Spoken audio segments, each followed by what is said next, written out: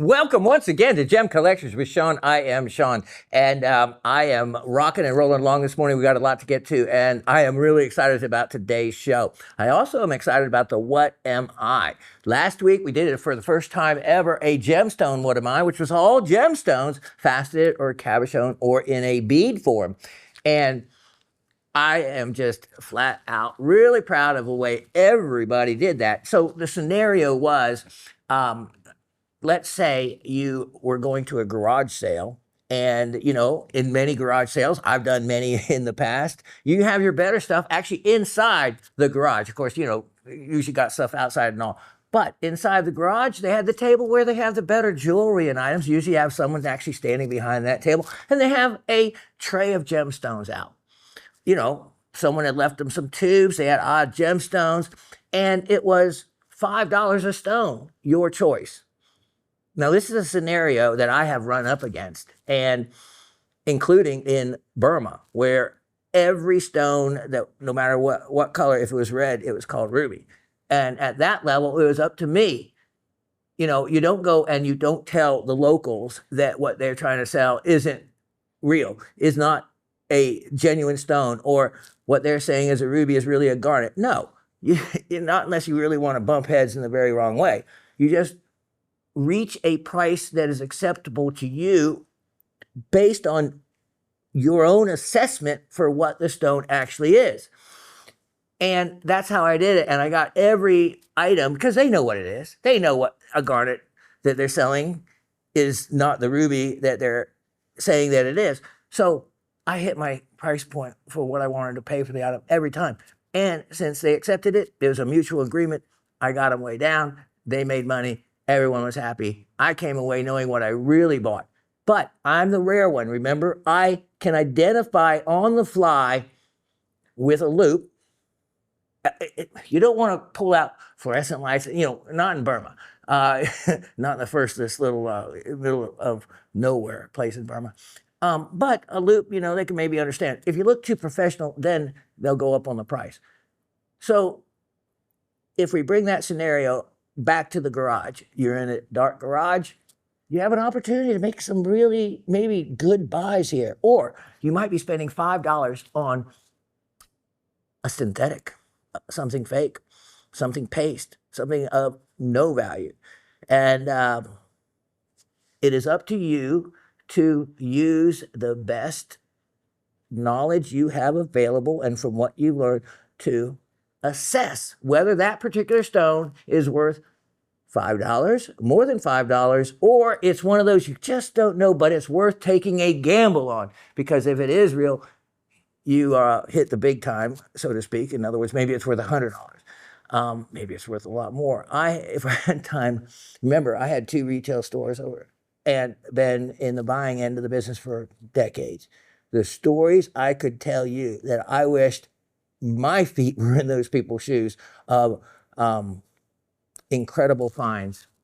And I remember the first time I bought a 10-carat ring in a garage sale, and it was in a basket labeled everything 25 cents. Well, that was when gold was $3.50 an ounce. Now it would be, 10 times that value, almost 9 times that value. And it was like, I remember it being like worth 30-something dollars and thinking that I had made the big time. What a score, 25 cents. Yeah.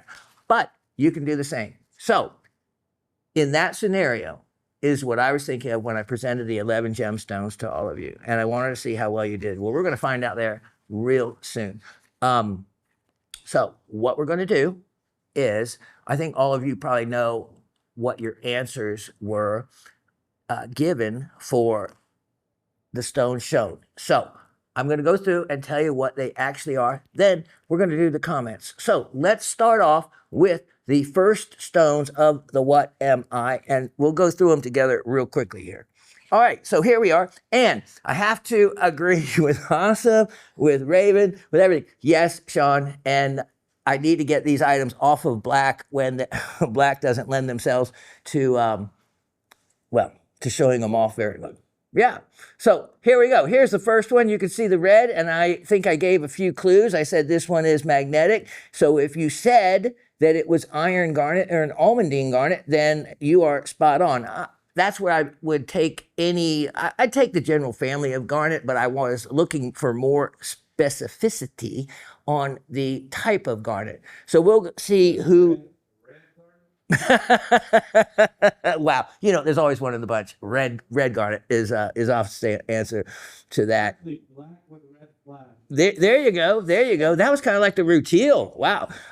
Okay, so we have almandine garnet, and I think a magnet. Now remember, that's how important a magnet is, because that's as simple as that. Boom. Look at that. So when you have that much attraction, it's not just a drag, it's a pickup, what they call a pickup response, then it isn't even, it's full almandine, it's full iron garnet. It's not like a rhodolite or a partial other type of garnet. Okay, next we have this one. If you remember from a long time ago, I had beads of this. It's actually drilled and it fluoresces a bright red. What am I? I'm a spinel. I'm a Tanzanian spinel bead right there. Drilled on the end and all. And it would take you maybe time to realize that the inclusions in this and the way the direction they're running and whatnot, that it's not of a corundum nature. But, that takes a little bit more seeing enough to get a feel for that. Now, this one is a surprise if anyone missed it, because I said that there's bright little reflections coming out of it, tiny reflections. And if you remember that, that's going to be mica. Mica to be reflective. So what this is, it's aventurine, and aventurine is quartz silica with fuchsite mica in it. In other words, the chromium mica along with the little bright reflections that it is well known for. Now, this one, I wanted to go into all kinds of more detail when I first showed it to you. And at some point, I'm going to take a picture of it. It is a pink sapphire. It has the most outstanding, beautifully shaped, perfect crystal inside of it. And I'm thinking that it is I'll have to look, but it is a very specific looking crystal in a very well-defined shape, and you know how much I love inclusions of the month. Now, this one, several of you got really close, and I think we actually someone that got it right on. Oops, I mentioned on this one, I believe, that when you look into the facets, they are doubled. And it's what gives its bright reflection. So there's two things that it could be. And Asif from 10 feet away got one of the two. He said, whatever that, as he was mocking me for it being on black, he said, whatever that thing is, a sphene or something. I said, wow, well done, because the only other thing with the doubly refractive high birefringence is what it is, which is zircon. Zircon right there. Then we have the bicolor tourmaline. I think this was the give me because of the two colors. There's not too many other gems that'll do that. Then on this next one, most of you, I believe, got it right because you saw the party colors, the multiple colors in that piece, the yellow, the green, and when oriented correctly, that incredible blue. Then on as... You didn't say what it is. Oh, sapphire. Party color. Yeah, you're right. I tend to abbreviate it like that because in the trade, if you say party color, but not many people know that. It is. It is a hun. It is unheated because actually heating will tend to even out and lose some of that party color nature to it. Now this next one, boy, I tell you what, a lot of you said. Some of you said what I wished it was, and that would be a savorite. So if it was a savorite, you're to be talking about grossular, a variety of grossular. So it has certain aspects such as fluorescent, so the fact is it's not fluorescent and it's very lightly magnetic. So if you're having to decide in a garage and you only have a couple tools with you, then, a magnet is always a good one. A fluorescent light is a great one. That is chrome diopside. And it looks very much like savorite, but it can be the difference, and I should have had on white as well. You can tell the difference with simple tools in your pocket. Now this one, again, for those of you that said cat's eye chrysoberyl, and let me just there we go, shade off a little bit of that light so you can see that cat's eye in it, would be very correct, and I wished it would have been, but instead it is actually quite valuable as a cat's eye Tanzanian opal. And then this jewel, I cannot believe how much rainbow moonstone costs now. It has gone crazy. Well, not so much rainbow as well, but what they would call this blue moonstone, blue sheen moonstone. I was just floored. And then, of course, at the end here, Amazonite, a big, big Amazonite cab, a type of feldspar. Okay, now we'll go to the comments and we'll see how everybody did. No way. No. No way. No. You want to guess who? Come on, man. This was Tanzanian opal. I'm kidding. I knew what it was. Oh, That's cheap. that ain't cheating. I couldn't be 11 easy ones. Side Tanzanian opal. I think that was a fair one to put in there. I've showcased it before. I've sold it here before, but I do think that got a lot of people. Let's see how many people got that right. Starting off with Mr. Anthony.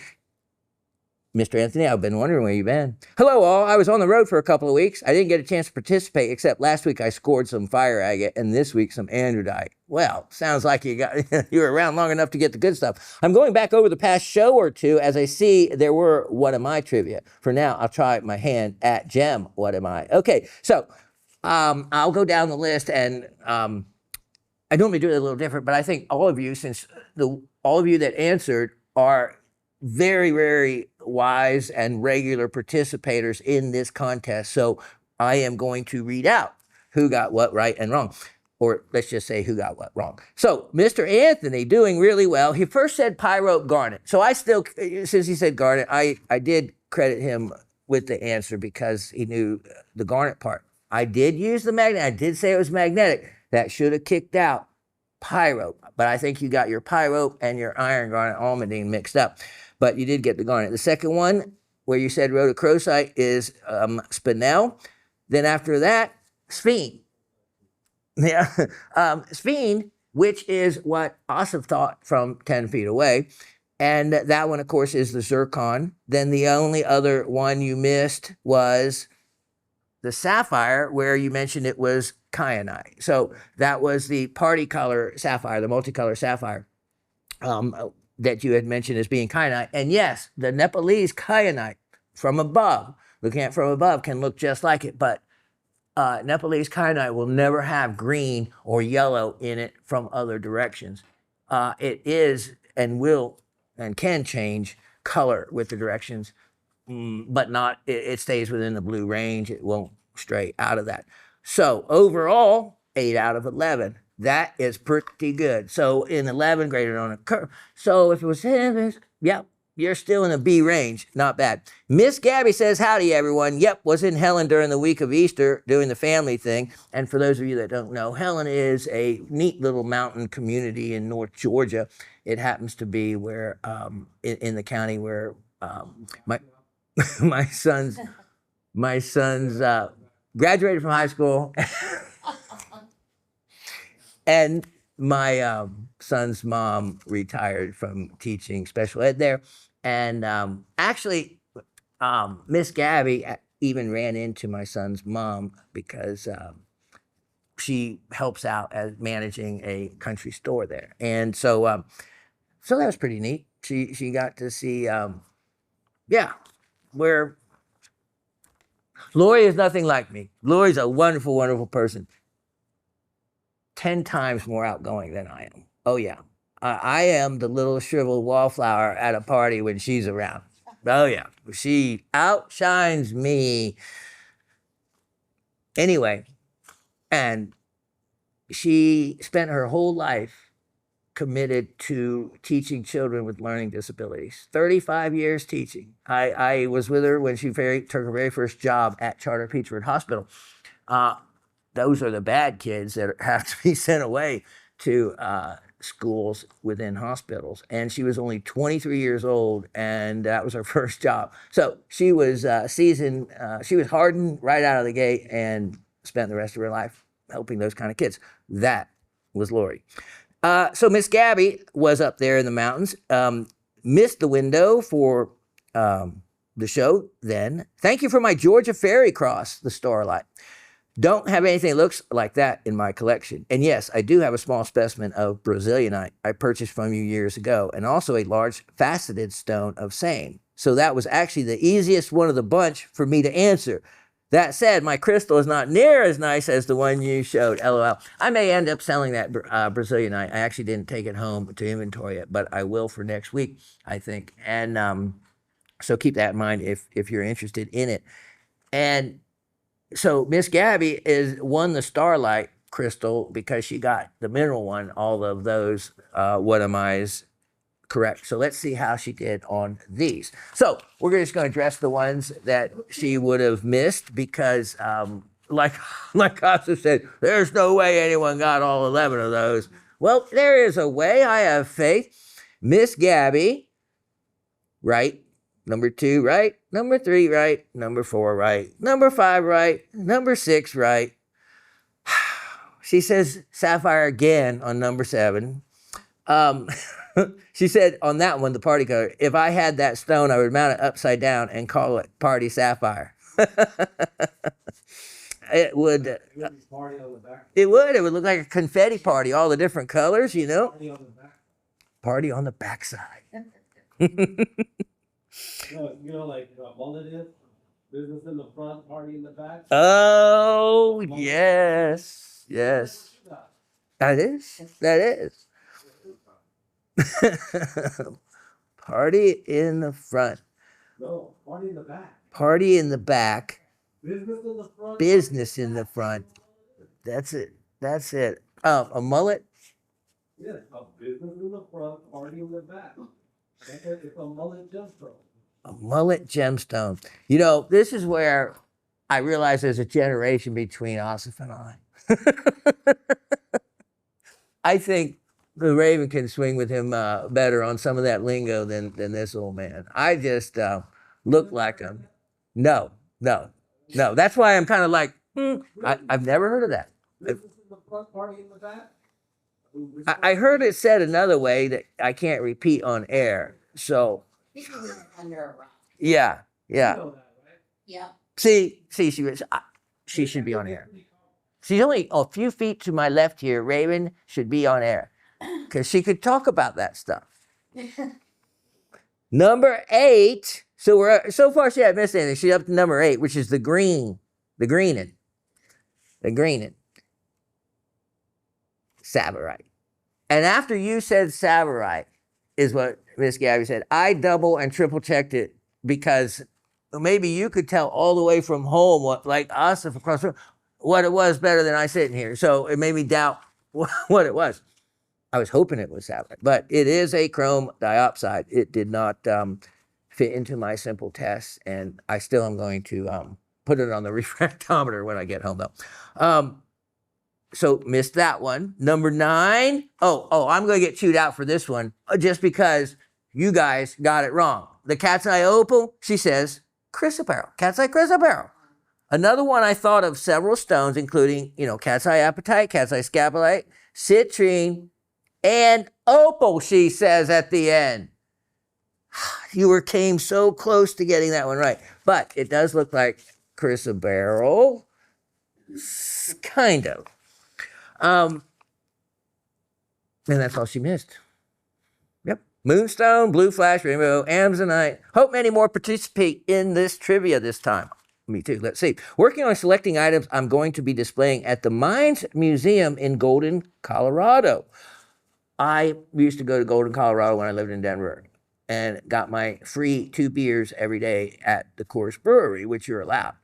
And on my way out to Clear Creek Canyon and on up to Black Hawk and Golden, where, of course, now they've turned it into what looks like the gambling hall it was 150 years ago. But it's incredible the amount of gold that is still left behind in those tailings. It's just about you could take a pan in any of the tailings along the creek. And that's what people do recreationally.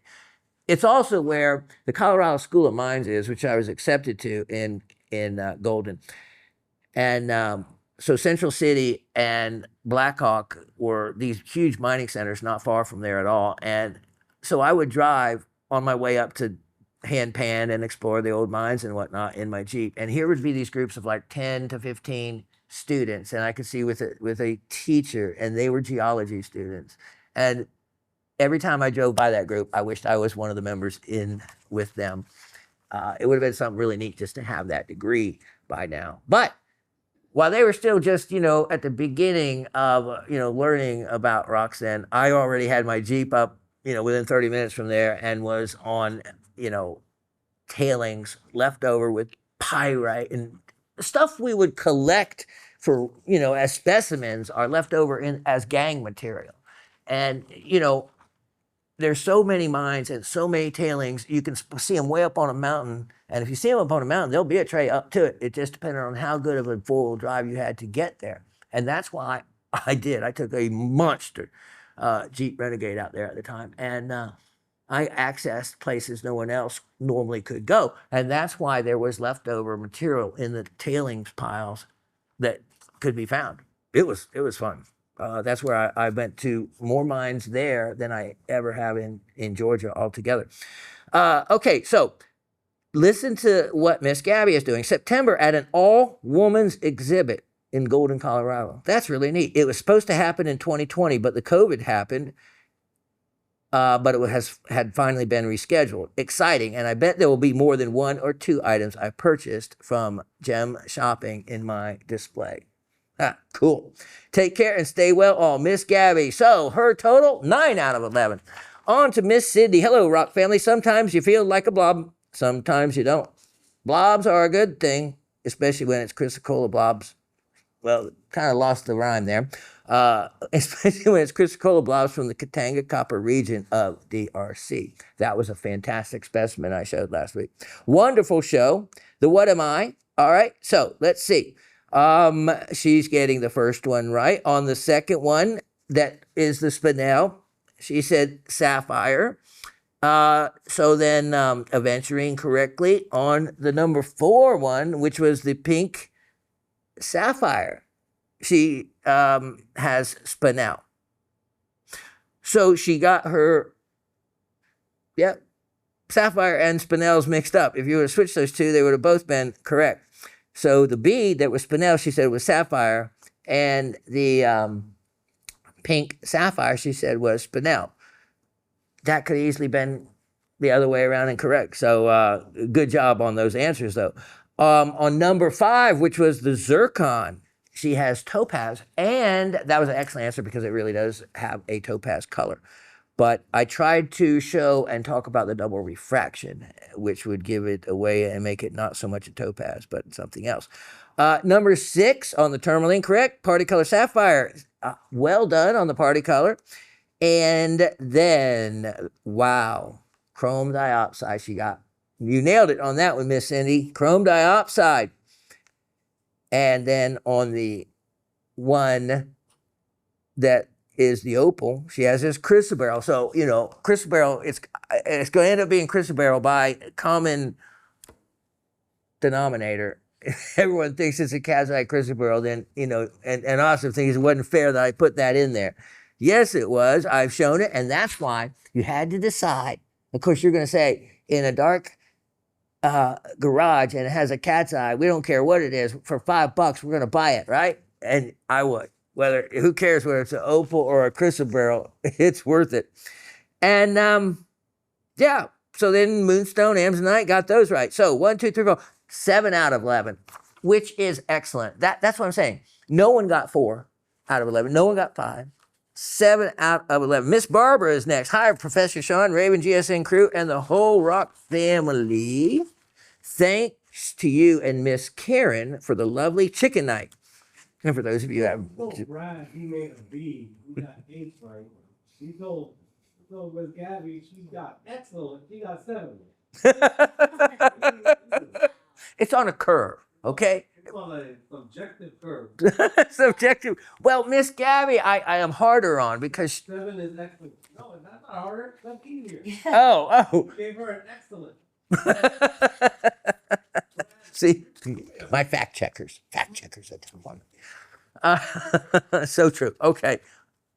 I basically gave everyone an excellent because I expected there to be not so many correct answers. So let's see. Thanks to you and Miss Karen for the lovely chicken night, which for those of you that may be just dropping in, that is not a true mineral, but it is exactly what Miss Karen in Texas dug and sent me before cleaning. It looked like fried chicken. And underneath it, though, was incredible smoky quartz and brookite crystals like no other place, like no other form of brookite. And Miss Barbara addresses that here in a minute. My previous contact with brookite, here she talks about it right now. My previous contact with brookite is the root beer colored fan blade shaped crystals from Pakistan. And that is exactly what I've had. What I have sold here is those fan shaped blades associated with the quartz from Pakistan. It'll be fun to examine these more blocky crystal habits and also to get out my aggression using dental picks to pry out the remaining clay whilst watching TV news. And that's exactly what you do, except if you're watching the wrong news channel, you just might use that pick and stick it through your finger or something out of frustration. So a dental pick works great for what needs to be done at the very final cleaning, and I'll show you that in a moment. Went down a rabbit hole this week researching beta quartz. Tisk, tisk, tisk. Are the doubly terminated crystals looking for all the world like octahedrons real or created? Lots of metaphysical sites have them very cheap, which causes me to wonder. Also, green quartz mushrooms colored by Hedenbergite, real or Memorex? Okay, so on the beta quartz, all those types, I've seen those. And I've just walked past them, and I've just, without even doing much research into them, just considered them as synthetic, lab-grown items because I have never seen them offered in a real-world environment or in any research like MINDAT or whatnot. So you might know more than I on those because once I know something isn't, I'm such a purist. I see even those synthetic quartz crystals being put up for auction and people spend $50 and $60 on them. I don't get that. Wouldn't be me. For $50 or $60, you can get a great net. Well, I'm going to show you one here in a bit. And the green mushroom colored by Hedenbergite, that's absolutely totally possible for that to be true. So I actually haven't seen, but I will look up the mushroom formations. But as far as them being colored green by Hedenbergite and the association, yes, they do go together. Okay, so here we go on Miss Barber and the What Am I Gem test. And for getting the ones wrong, she got on which really got a lot of people. So instead of the bead that was spit out, she has a new answer for pink tourmaline. Pink tourmaline, that's a great answer for a bead like that. Then the other one missed, which was what everybody did. So, Asif, you're right. We probably should just change the zircon to sphene because even Miss Barber thinks it's a sphene. And, but that's a zircon. But, I had to throw some in there to not trick you, just to test you, to have fun, to see the different answers I get. And, really from looking at it without a loop and through the television, so to speak, an answer of a sphene is just really as good as a zircon, except the one little thing I can say in this, there is the difference in color. I do not see sphenes so much so in the color that zircon is. So if I was to look at it, I would probably default to zircon based on the fact that I just haven't seen that many sphenes with a tannish champagne type of color. Also without the level of refraction and brilliance as far as dispersion goes. Sphene's a lot higher, and that didn't exhibit it. But so many of you thought it was a sphene. I think that is a very, very good answer. Anybody get zircon? Through the TV. Let me see. I think. Yeah, Miss Gabby. Yep.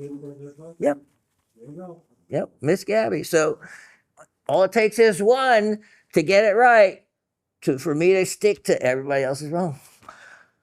and hold it. Okay, so then the next, let's see, gets the watermelon, gets the sapphire, chrome tourmaline for the chrome dioxide. Excellent. Answer the two could look exactly similar, especially the TV, along with savorite. So those were the two that I threw in that I thought would trip up everybody. Not the cat's eye opal that Asif's giving me such a hard time about.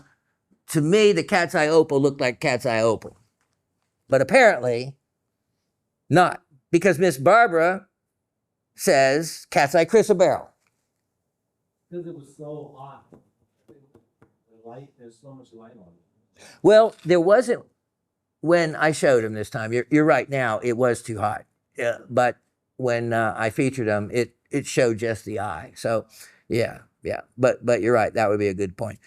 Okay, so that's 8 out of 11. And okay, so I will opt out since I just won a prize last week. Going to keep this short so you can get to show more goodies, including hopefully the Uveravite. And yes, we set an alarm. Also for 3 weeks. Remember that Uveravite from weeks ago that because I gave you the wrong item number, we took it out? Yeah. The wrong item number, which was totally my fault in the end.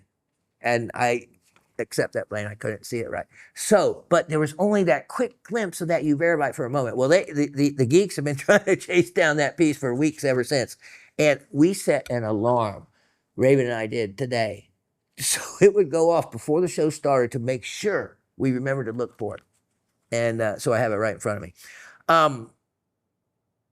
Any beta quartz paramorphs in the cornucopia? No, I'm going to go look, though. I'm going to go look up and teach myself a little bit more about your beta quartz. I know what you're talking about.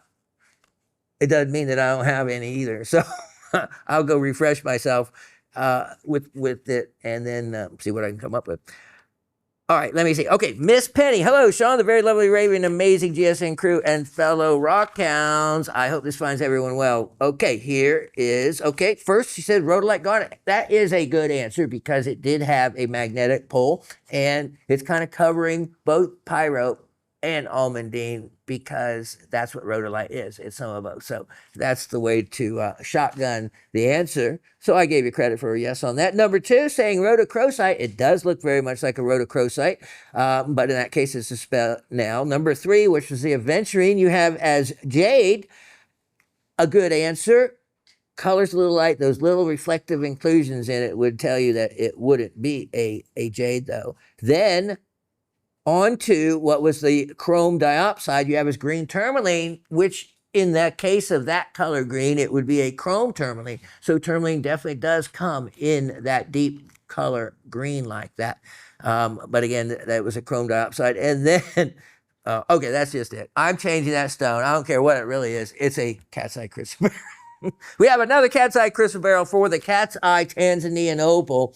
And, you know, I guess by default, for all of you to answer it that way, was a safe answer. When it comes to the value, it would be worth way more as a cat's eye chrysoberyl. So even though that is right at the high end of quality for cat's eye opal from Tanzania and one of the biggest stones I have. So I'll probably have it inventoried in for sale next week if you're interested in that piece, and I'll show it. Okay, so she goes on to say the trivia was tough this week. It was supposed to be, but people like them want to make it easy. It was wonderful to see the beautiful Raven a couple of weeks ago. Love the hair. Oh, and she has some emojis. I don't think Raven can write a text without emoji in it. More emojis than letters, I think. She's an emoji queen.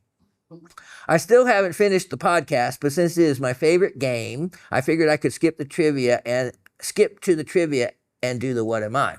Good choice.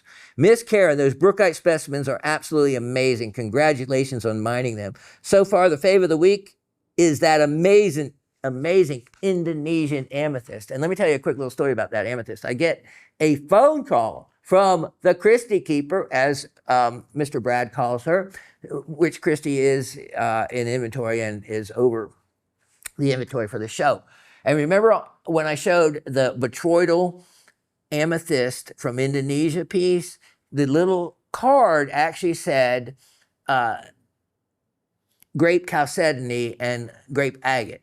But my description I wrote had amethyst. So she fact checked me and asked me if I had made a typo and if it was genuinely amethyst. And by the time I was answering her, she actually went to the show and pulled up the show at her desk and was listening to my presentation of it because she hadn't heard back from me yet.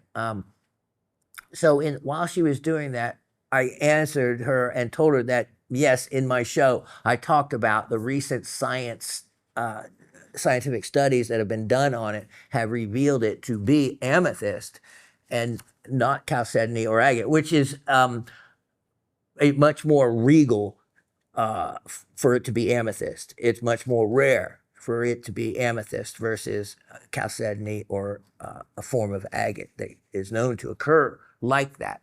So it was neat to see her be able to tell the two different descriptions and realize and know that amethyst is completely different than chalcedony per se and agate. And that's the kind of crew I got working behind the scenes because they'll fact check me. Asif, you see him, he won't waste any time. Plus, Asif is so picky. I caught a lot of grief for the dust on my black pad, the black background. We're going to use more white backgrounds now, as he's told me all along to do. It just was tough for me to reach over there and put it back up. But guess what? Now I have Raven. Raven can be able to help me with that. So yes, we're going to solve that problem as well. So let's see if we got, okay. Penny and Mahali from Quebec. And let's see. Yep. Next, we have Miss Karen says, hello. Good day. Asif, Chuck, Lateef, production crew, Raven, rock lovers, and Shawn. Hope all is well. You notice I'm last. Asif's first. Chuck is second. Lateef is... I guess she knows how this game's played, huh? I always think that I'm in control of the microphone, but you know what? Within 2 weeks of ever coming here 17 years ago, thinking I was, I'm a host, I can talk, I'm in control here, until they cut my mic off from the production booth. Not much in control then, am I? They showed me who was the real boss. I respected it ever since. So let's see, who is left? Beating my record this week and sending this comment a little earlier. Yes, I didn't have to print it out. I was walking out the door. Thank you. The scanner comment for viewing the ruby red reflection in Rutile was all in fun. Thought I might get a few chuckles. Mission accomplished. Keep the fun rolling. Good laughs. As always, I enjoyed your show. I'm amazed each week with just everything you show and tell. Such an educational opportunity you have to share with others. That's sweet. It really is. Thank you, she says. Due to time restraints, I'm not able to answer the trivia questions, but truly enjoy sending a comment or two. It's so much fun to be part of your rock family. Oh, regarding the rocking bunny. The image I sent didn't have a scale reference, but he is 1¼ inches by 1.75 inches by 1¼ inches. Until next time, cheers from the Chicken Night Gal. What is she referring to? This is Asif is on the ball. Let's show him. This is a real thing. Look at this. Look at this. She sent me these two pictures. The one on the left is a bunny that you would normally see anywhere holding a carrot. She actually found this quartz specimen in Arkansas. And even the eye, she has not touched it up. She has not glued anything on. And she actually sent me other angles of it that were truly amazing. And of course, it's not for sale, which I don't blame her. But instead of holding a carrot, it looks like it's holding a gem. I don't know how Mother Nature could get much closer to, that bunny picture. So I thought it was worthy enough for an Asif. We love these kind of things down here. Remember, it's this group, and Chuck's here now, that you're with, that how we see animals in rocks anyway. We already talked about that. So for you to send us that, Karen, you are right in with the rest of us. Isn't that cool? Isn't that cool? Yeah, we love that stuff. Okay, that's it. So I guess if you were keeping score, you know who the winner is, don't you? Yeah, Miss Gabby, 9 out of 11. And if it was up to Asif, let's see, she would have gotten and Raven, she would have gotten the chrysoberyl right and the Saba right. So it probably would have been a perfect score. But I have to throw in some tough ones there. No one can be 11 for 11, right? Except the Zen master. Same one, 5 victims out. Asif keeps me grounded. The guy keeps me grounded. Yeah, never get a big head. And don't worry, if that ever happens, the Raven is the first one to pop a balloon right in my ego all the time. Grounded, that's where the rocks are. There you go, grounded. True, keeping me grounded. That's where the rocks are. And that's what someone said, when they say, oh, you're supposed to walk through life looking up and positive. Not in my world. Looking for life, all you're going to get is some pigeon poop. In my world, you look down and you might find somebody's lost diamond ring. That's the way I've always said. Not a piece of mica. I'm looking for something bigger than that because you know what? I'd recognize it whether it was a diamond or a cubic zirconia. Oh, let me tell you one story. This is a big story. It doesn't take long. It just all of a sudden came back to me. The biggest balloon I've ever popped. Let me tell you this true story. About 20 years ago, in my retail store, something like that, I had a wonderful estate store. It was in a nice, right across from the police station in Chambly, great reputation. So in walks a client one day, and nicely dressed lady, middle age, and she had a story to tell, and you could tell she wanted to share it, and so she just started sharing. And before she went into what she was really there for, she and her husband had a rocky time. He stepped out on her in the marriage. They got divorced. Then they worked things out, with time, and they decided to get remarried. Her number one priority and condition for getting remarried was she wanted nothing to do with her old diamond ring. She didn't want any part of it used. She wanted an entire new, fresh start with a fresh ring. With that, she pretty much ended the preface to her story, and she takes off her fingers. She goes, so what I would like to know is, tell me what I have here. And I always set up my store so that I would never have to leave a customer's site to do some easy repair or to examine a piece, so that they could, with their eyes, always feel comfortable and watch everything I do, including simple repairs. My bench was turned at the right way and all. And it was terrible because I knew what I was getting ready to step into. As soon as I looped it, I didn't have to go any further than that. It was a cubic zirconia. And she wanted a stone over 2 carat, bigger than the other one. In other words, she wanted everything to be better than it was. And I don't blame her if she's going to forgive him and start anew. When I told her that, and she said, she went through all 5 emotions in 5 minutes. And the one she walked out the door with was rage. It was rage. And it left me shaking because I knew whatever the answer I just gave her was just the beginning of the crud storm that was headed that guy's way. He lied to her on every count in starting fresh and starting new.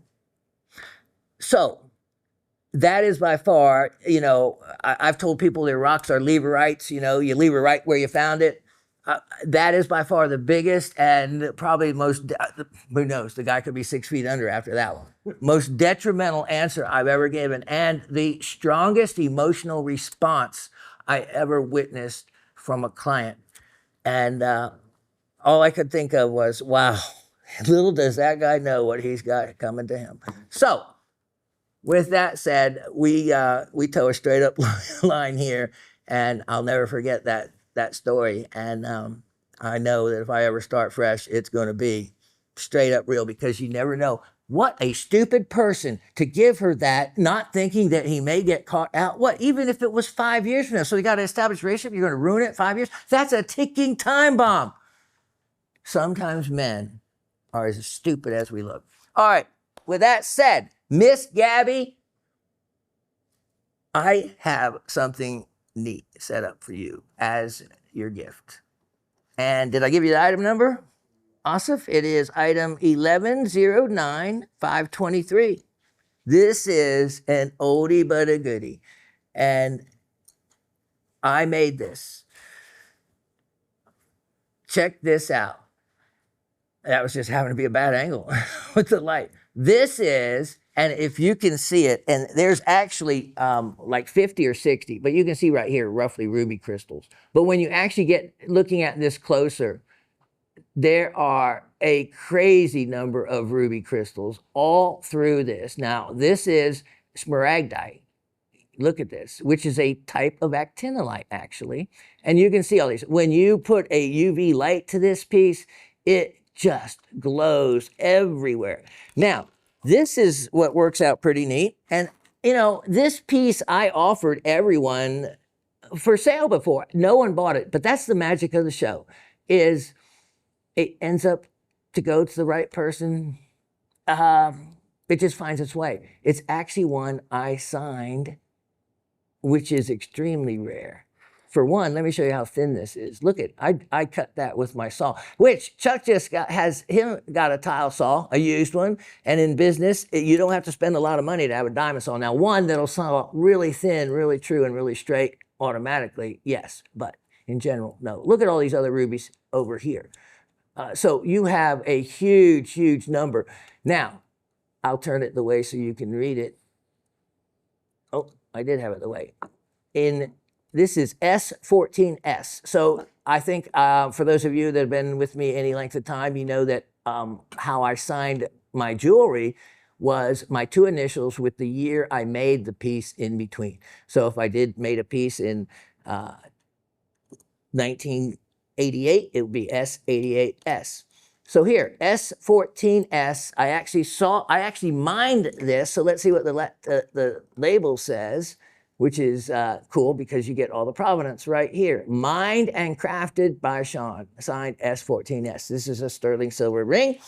And I thought, you know, I'm not going to sell that. I just want to give it to those that can really appreciate it. And Miss Gabby happens to be from Georgia. This is just across the line in Chunky Gal, North Carolina. And a great, great piece. Of course, with my kind of cheating spray polish I have on it as well. But The Liberty Gold. from what?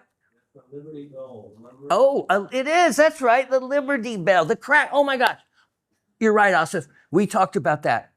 The Liberty Bell. This was the Liberty Bell piece. It not only, you're right, not only looks like it, I remember that. That is the last time we showed that. That's probably why I pulled it, and we haven't shown it since because I thought how cool that was. And it has the Liberty Bell crack in it. See, we just don't see animals. We see bells. We see stars. No telling what we see, but All American. yeah, that's just it. This was from my collection, my Made in the USA collection. Now, Miss Raven, where's the other item I wanted to give her that we picked? Do you have it? Yeah. Is that the one? Yeah. Okay. So, because, and thanks to Miss Karen, we want You have a 3D, Miss Gabby? a what? You put ornaments? Yes. She had summer paint. Yeah, that's what I thought also. That's why the magic with her winning it. By winning this, remember Miss Gabby has the tree where she has her specimens that she has, summer, she actually paints on these three, and anybody can get this done, depending on what size you choose. It's not that expensive. She actually sent her pictures of her specimens, and Summer painted her exact specimens on yellow pine and finished yellow pine, and then she has them hanging up, I think, on a year-round Christmas tree, a whole bunch of them, like, a couple dozen of them. So that will go great on your tree. Okay, so let me scoot these to the side. So along with that, and thanks to Miss Karen, I want eventually all of those of you that participate in the trivia to win one of these. Here is, you get also, thanks to Miss Karen, oh, the item number. Let me give it to you. You can pull this up, Asif. Item, because they are in their, these are not available to buy, by the way. It's item 1262725. So these are all listed just as free items to be given away. Even though the generosity of Miss Karen said, you can sell them and make money. No, that's not the way I roll. Okay, this is where you can see with a pick how easily you could pick out that clay. Now, even with ultrasonics and steamer, I didn't get that out, but a pick would help. Now, the brookite are these incredible crystals, these black crystals that you see. Look at that. And a lot of them have iridescence on the surface as well. And let me just zoom in on this. Hold on. Let me clean that a little bit before Asif hollers at me. They have bipyramidal terminations and are gorgeous. Look at, there we go. Beautiful. Look at that. So you can see they, see, look at that iridescence and the shape to them. Look, and when you look at them like this, there's actually quite a few. Let me turn this a little bit and then look down at this end of it. Hold on, let me put a little more light on the subject over here. And look at that beautiful termination to the quartz. And then let me just hold this. Wow. There we go. That's what I was wanting to show you right there. That little cluster of, look at how well formed those are. Brookite. And see the big one right there? Wow, that's gorgeous. That is gorgeous. So, again, all I did was spend many hours cleaning them up through multiple different techniques, but it was so well worth it, to dig those and to have a mine that actually you're able to process and actually get that material. Outstanding. Congratulations and thank you to Miss Karen for sharing. Okay, let me put these away. I'll be right back with the start of the show. Well, of course, as soon as I put it up there, what do we all do? Oh, there's a frog. See, we go straight to animal forms and or whatever else our imagination can come up with. And believe me, in our age group and range and experiences, we have imaginations. Everything from the deadhead over here to Chuck, the master woodworker, and raises chickens. A good hippie. And then Asif, who is, I don't know, he's a little bit of everything. Wise, very smart man, though. Very smart. Really knows what he's doing. Oh, my goodness, in production and the way he makes my minerals look, nobody has made him look better. Okay, this is the uvarovite that has been being chased after for weeks, and I apologize to the geeks that have been wanting it. And I say geeks, but that is not insulting anyone. That's actually the name of a group of our rock member family. They get together and they call themselves the geeks. So one of them has been interested in this, and they had caught a quick glimpse of it weeks and weeks ago in an errant presentation I made. So here it is. It does look like a frog from that. And it is one of the most attractive specimens of uvarovite with some of the largest crystals that I've ever had. And of course, remember, this is a garnet. It is the rarest and hardest to find member of the 6 families of garnet, uvarovite. The only way you'll see a larger one is if the raven ever lets me bring in her Outokumpu, Finland, which is the type locality specimen, dodecahedron shape. And yeah, there's another story to that. I'll tell you more another day, how she beat me out of it. And look at this. As I rotate this, that's not the bad side. Look at it. Look at it. This, to me, yeah, this side, and it even looks like a frog like here. Yeah. And yeah, look at the size crystals down in there. That is phenomenal. Look at the reflections off of the when you see those. I'm looking at the one right there, the diamond shape reflections. It gives you an idea of how large some of those are. Yeah, there we go. There's the one I was looking for right there. Look at that. Beautiful in there. The amosite is going to be this grayish slate colored material that you're seeing around in here. Also, you're going to have chromite because chromite is mostly the ore body that these garnets are found in. Remember, uvaryite is chromium garnet. But look at this. It gets even better. Or look at that, the same down here. This is multi-sided beauty. Yeah, the color is intoxicating. Simply intoxicating. Now, I sold one to Miss Barbara that had schuskite in it, which is a type from the type locality, a rare mineral associated with that can be associated with it, elongated prismatic crystals. And I didn't see some of this. It looks like it, but not by way of the crystal form, just by way of some of the formation of it. Amosite belongs to the serpentine family, so that is looking a little bit more like a serpentine. So do a little research and you'll be able to tell the difference on these. So this piece is one that I should go up on the price, but we're just going to leave it where it was since you caught me out on it. Look at that. And let me show it to you in my hand. You get a feel for the general size of it. And look at that. I mean, there is more garnet on that than I normally see on any other. Most of these are very thin, kind of equal distance thickness plates that the uvaryite forms on one side of it. Many times they're actually sawed. So they're sawed off of the host rock, which to me doesn't leave it quite so natural. This is one of the rare pieces that has all natural faces all the way around, and I really like that. All right, so, uvaryite, calcium, chromium, the two main elements. Amosite, serpentine group, so you have magnesium and aluminum and silicon. Price on this, only $188. $188. I wish I could make it different, but nope, that was the price that it was. So I'm going to honor that and not even pull it back as mine. Because when I got to looking at it again, it's like, oh man, Shawn, you are offering something amazing. Now, I am going to show you something that came from the Raven collection. Yeah, she has one, and it's extensive.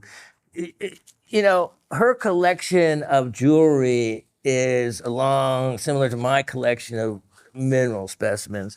This is the latest she came up with, and she decided that she could part with this.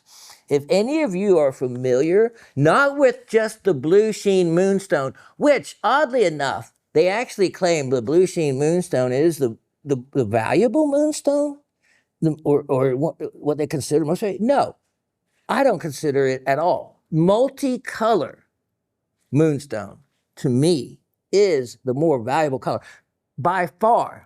When I see moonstones, even when I find them, which you can go find moonstones, at least in this part of the country, quite readily, as you've seen me find them from crush and run and gravel and whatnot. But to get this quality moonstone, let me show you a gem. Look at all those beautiful little green and, oh, sorry about that. Yep, item number 1263725.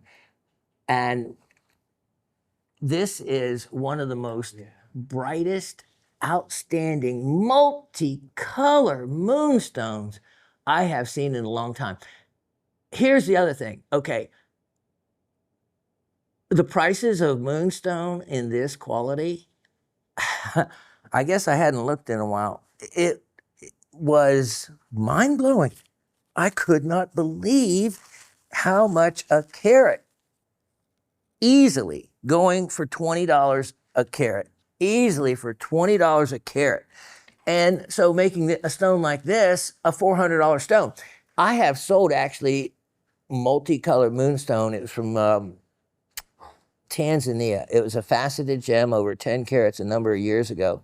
This stone sold for over, it was the most expensive moonstone ever sold here at Gem Shopping. It was over $13,000. And I wish I had it back. I wish I had it back. The price of it now would be double that. It was, this gentleman was looking for something different for his wife. And I never thought he'd actually keep it. He wasn't even familiar with it, but he saw the stone and it looked like a faceted opal on steroids almost, because of the way the fire was. It was just like nothing else you'd ever seen. And the dealer that I got it on memo from, he did it. He hadn't had any luck selling it. And I said, oh, that's gorgeous. I said, I can sell that. So he gave it to me at a great price because he hadn't had any luck selling it. And I sold it for very little profit, regretting every moment of it now when I realized what I had. I'm saying this because since then, moonstone has even gotten more expensive. It is also, you remember, the June birthstone along with pearl and alexandrite. Moonstone is one of the old, ancient, original birthstones. Now, look at this. You could either have just blue, or you could have the other colors with blue. What would be your preference? Well, I know what I would prefer, just like an opal. Do you want an opal? Even in an opal, you want an opal that's just all red? Even if it's the most valuable color? No, because it's not the most valuable if it doesn't have the other colors. It's the other colors that add rarity and value to an opal, just as in other materials that will have that, whether it's labradorescence or adulorescence. Now, and it gets its name from one of its original adularia localities it was found in, and adulorescence as well, which is the play of color reflecting it. They have gotten so much into describing moonstone that there is actually, and expect your moonstone to be included. That's just like goes with the turf. To where they have named different types of inclusions, and it can be a positive thing. So there is a inclusion called a centipede inclusion, and that would be what you see right here. It is an inclusion that looks like it has legs off to the side. And Chuck, doesn't that look like? Yeah. Yeah. You can't get a better description. So that inclusion is not only, of course, a tell that you have the real thing, because that type of inclusion is more unique to just this moonstone. But it's a desirable inclusion to have one. And so let me show you these other colors. Yeah, it is. It is. There's even pinks in this stone, and from every angle. This is one, look at the dome on this. Let me show you the back of this. This piece, look at that. Look at that. I mean, it almost looked like you're looking at labradorite. Mm-hmm. Yeah.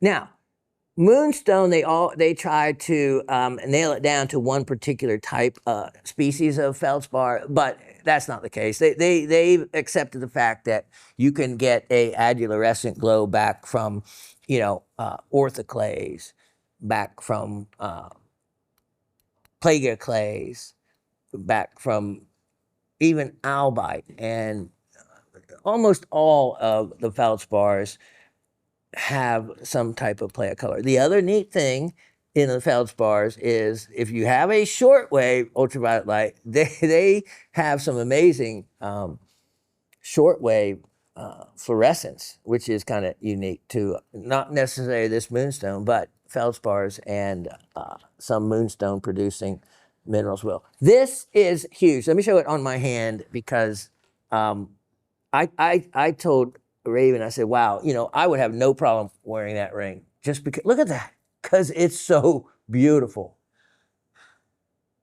Did you hear that big sigh? I did. Yeah, yeah. That was Raven sighing, seeing her ring being potentially sold off. So it's a size 7.5, but due to the way it's flattened like that, it will fit probably a size 8 as well in that range. But I tell you what, even under the lowest of light conditions, this is striking.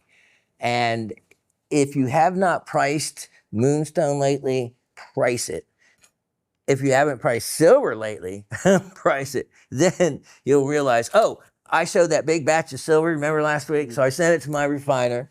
And there was an item in there apparently that wasn't silver because the weight came down a little bit. But I was real thrilled. Already have the results, already got the money, and I didn't even send it. Normally I send it express to get it there the next. I sent it ground. It got there sooner than if I would have spent the money.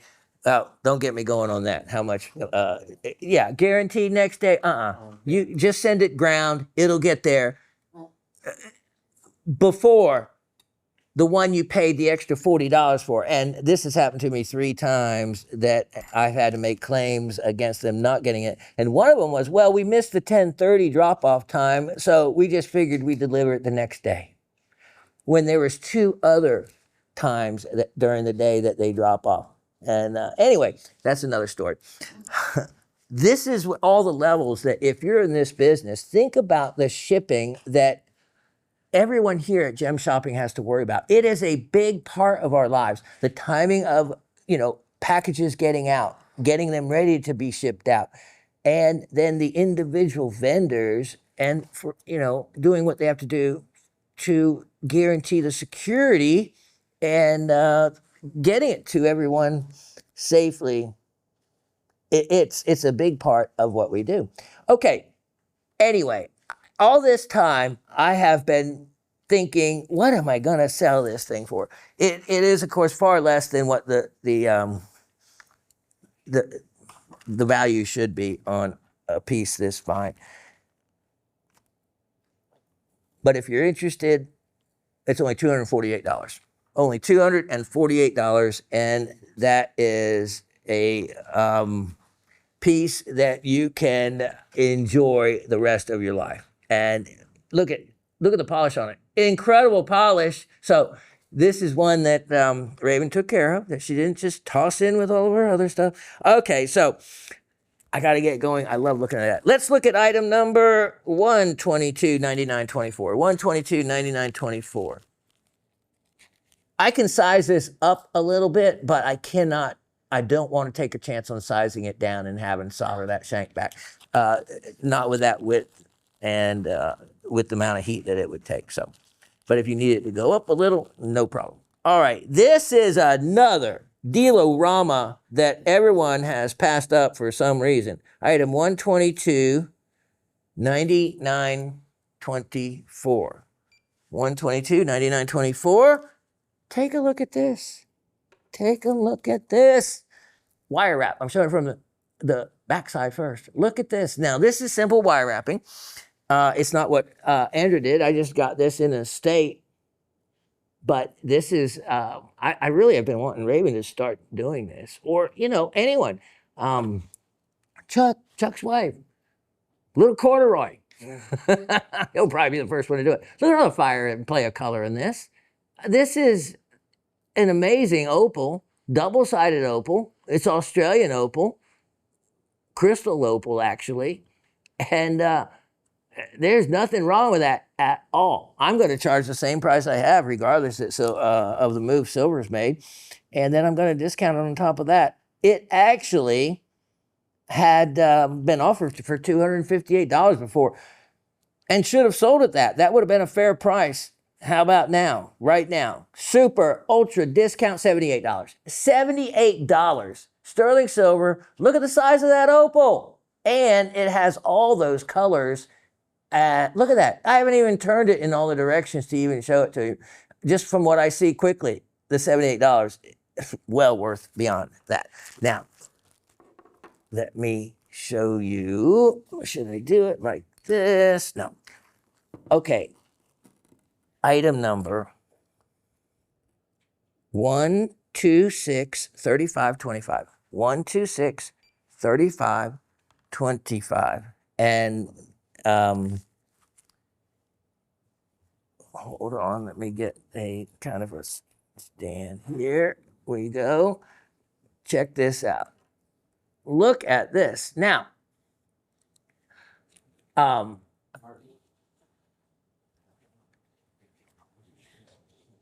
and, yeah, okay.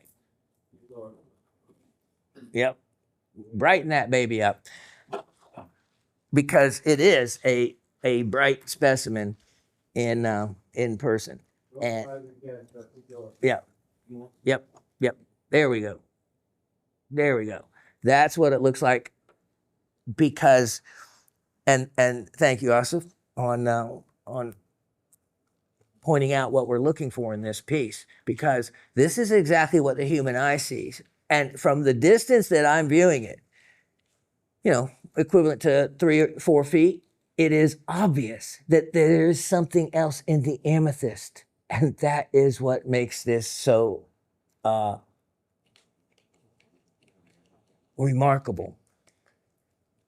Except for the fact that I'm realizing I gave you the wrong item number. But hold that right there because we're not too far off from what it really is.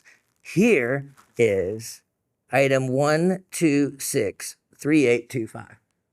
1263825. Sorry about that. We will show that item. Yeah, we got the amethyst. Hold on. Oh, did I blow that? No.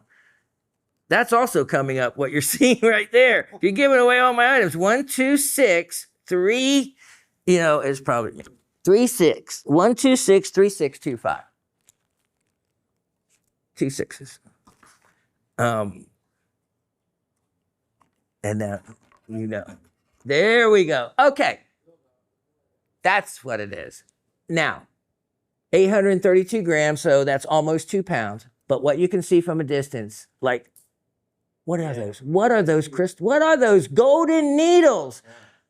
Okay, when most people think of goethite, or goethite, however you want to pronounce it, you think of a black iron oxide material that leaves stuff on your fingers when you touch it, you know, kind of like limonite. Both are different iron oxides. Goethite can also be botryoidal. I have beautiful specimens of just black, bubbly material, but you do touch that as well, and it comes off on your fingers. This is a great educational moment for everyone because I can guarantee those of you out there are listening right now, the majority of you would have called this inclusion the wrong mineral. It is so mistaken for rutile because of the golden color. And the other thing that it is horribly mistaken for is a mineral called coccozenite.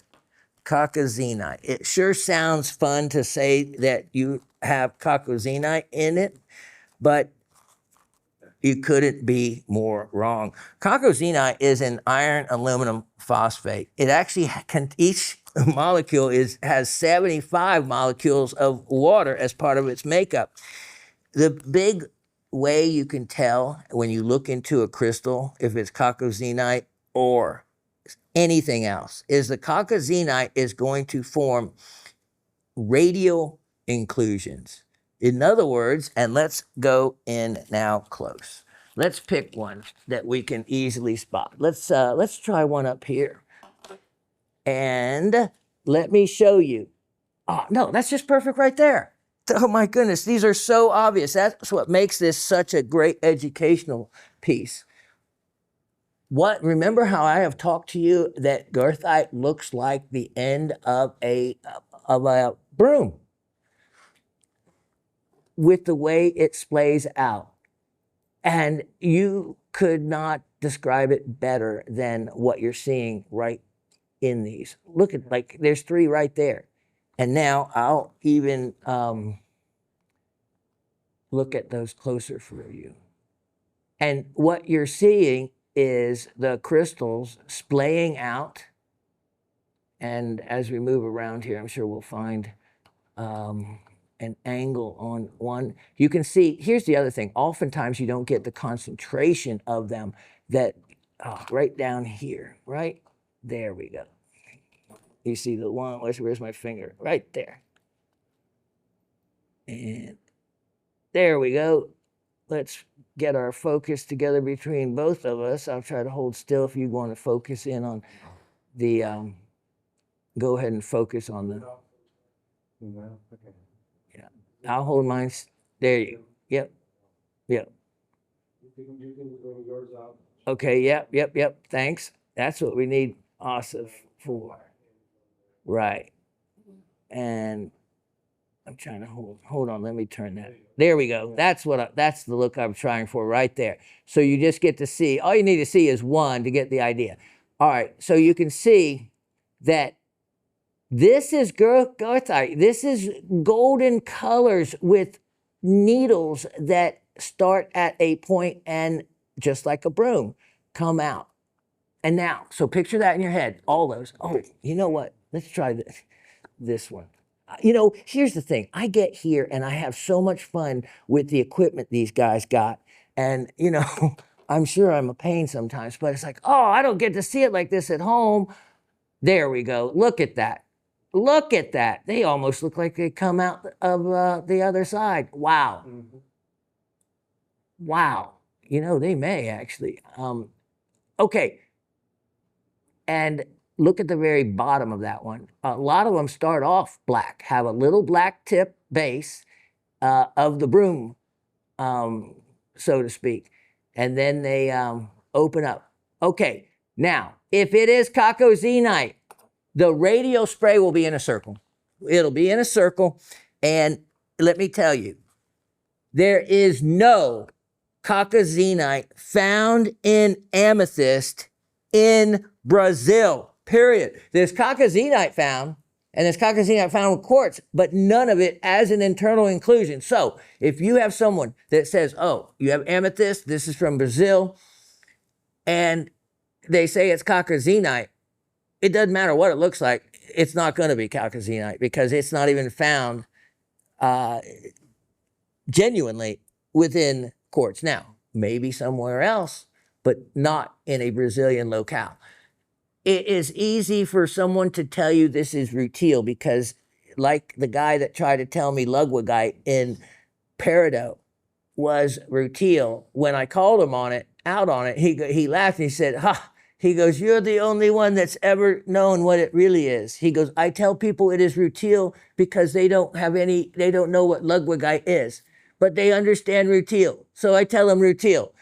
And that is what you have to watch for. You have to watch for people just telling you something that they think you'll be able to relate to. And no, look at every one of these crystals has an outstanding view of this amazing goethite in amethyst. And this is one of the finest specimens I have ever come across. Now, granted, it's not the finest amethyst there, even though they are bicolor, and some are chipped or nicked, but a specimen can't have it all and still be reasonably priced. This is reasonably priced. This you can see by the size of it.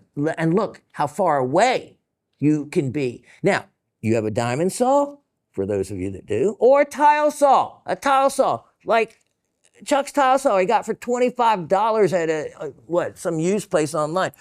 You could saw the bottom right across that and clean that whole mess up. And you could make this thing improve it greatly. If you did that, you'd end up with some cutting material here or tumbling material here, and you'd end up with a specimen that sat naturally flat on its own. Here's the back. That's what you would expect.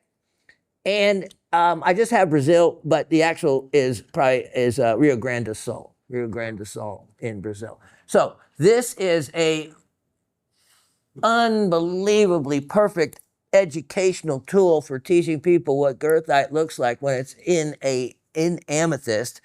And so many people get it wrong on these inclusions sometimes that it's kind of bugs me when I see it.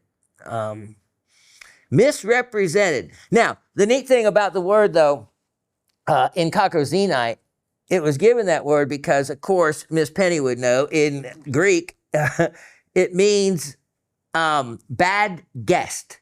Bad guest. Because, yes, there's iron in it, but there is aluminum and phosphorus as well, which makes it much harder to smelt. So they're a bad guest in it. Versus goethite, which is strictly just iron and oxygen. So you can imagine the disappointment. Or if it was rutile, just titanium and oxygen. But here's the coccozenite formula. Fe3 plus 24, Al06, PO4, 17 of those, OH, 12 of those, and 75 water molecules versus, FeO2 or something like that. All right, price on this. The education is priceless. You're going to love it. The stand won't come with it. Only $78. Only $78. And if you are a quartz collector that loves mineral specimens or inclusions in your quartz, that's the one for you.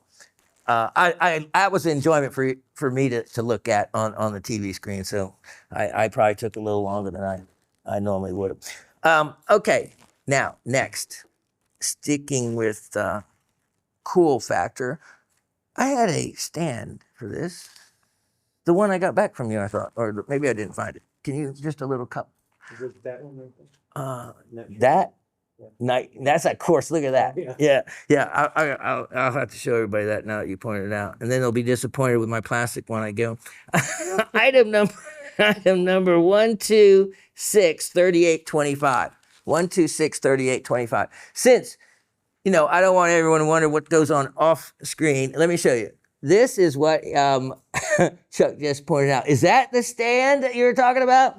Well, you know what? It was going to be for an amethyst sphere I had, but the Raven saw it and she claimed it as hers. Yeah, and I think it might have been that it was her amethyst sphere, but I had arranged it on this. It's a nice amethyst sphere, so it was going to get this really neat base. But here's what I was going to do, and it can be done for any sphere. So I was flipping this around as the base. Then I was taking a regular little cup base for that and attaching it to that and mounting it on that. So it was going to be a quartz on top of a quartz, but this is normally just a quartz bowl, which I'm getting some neat ones of those for you. That'll work fine. Oops. All right. So you don't get that, but what you will get in this next item is, look at this. Look at this. That is natural carnelian. And look at that.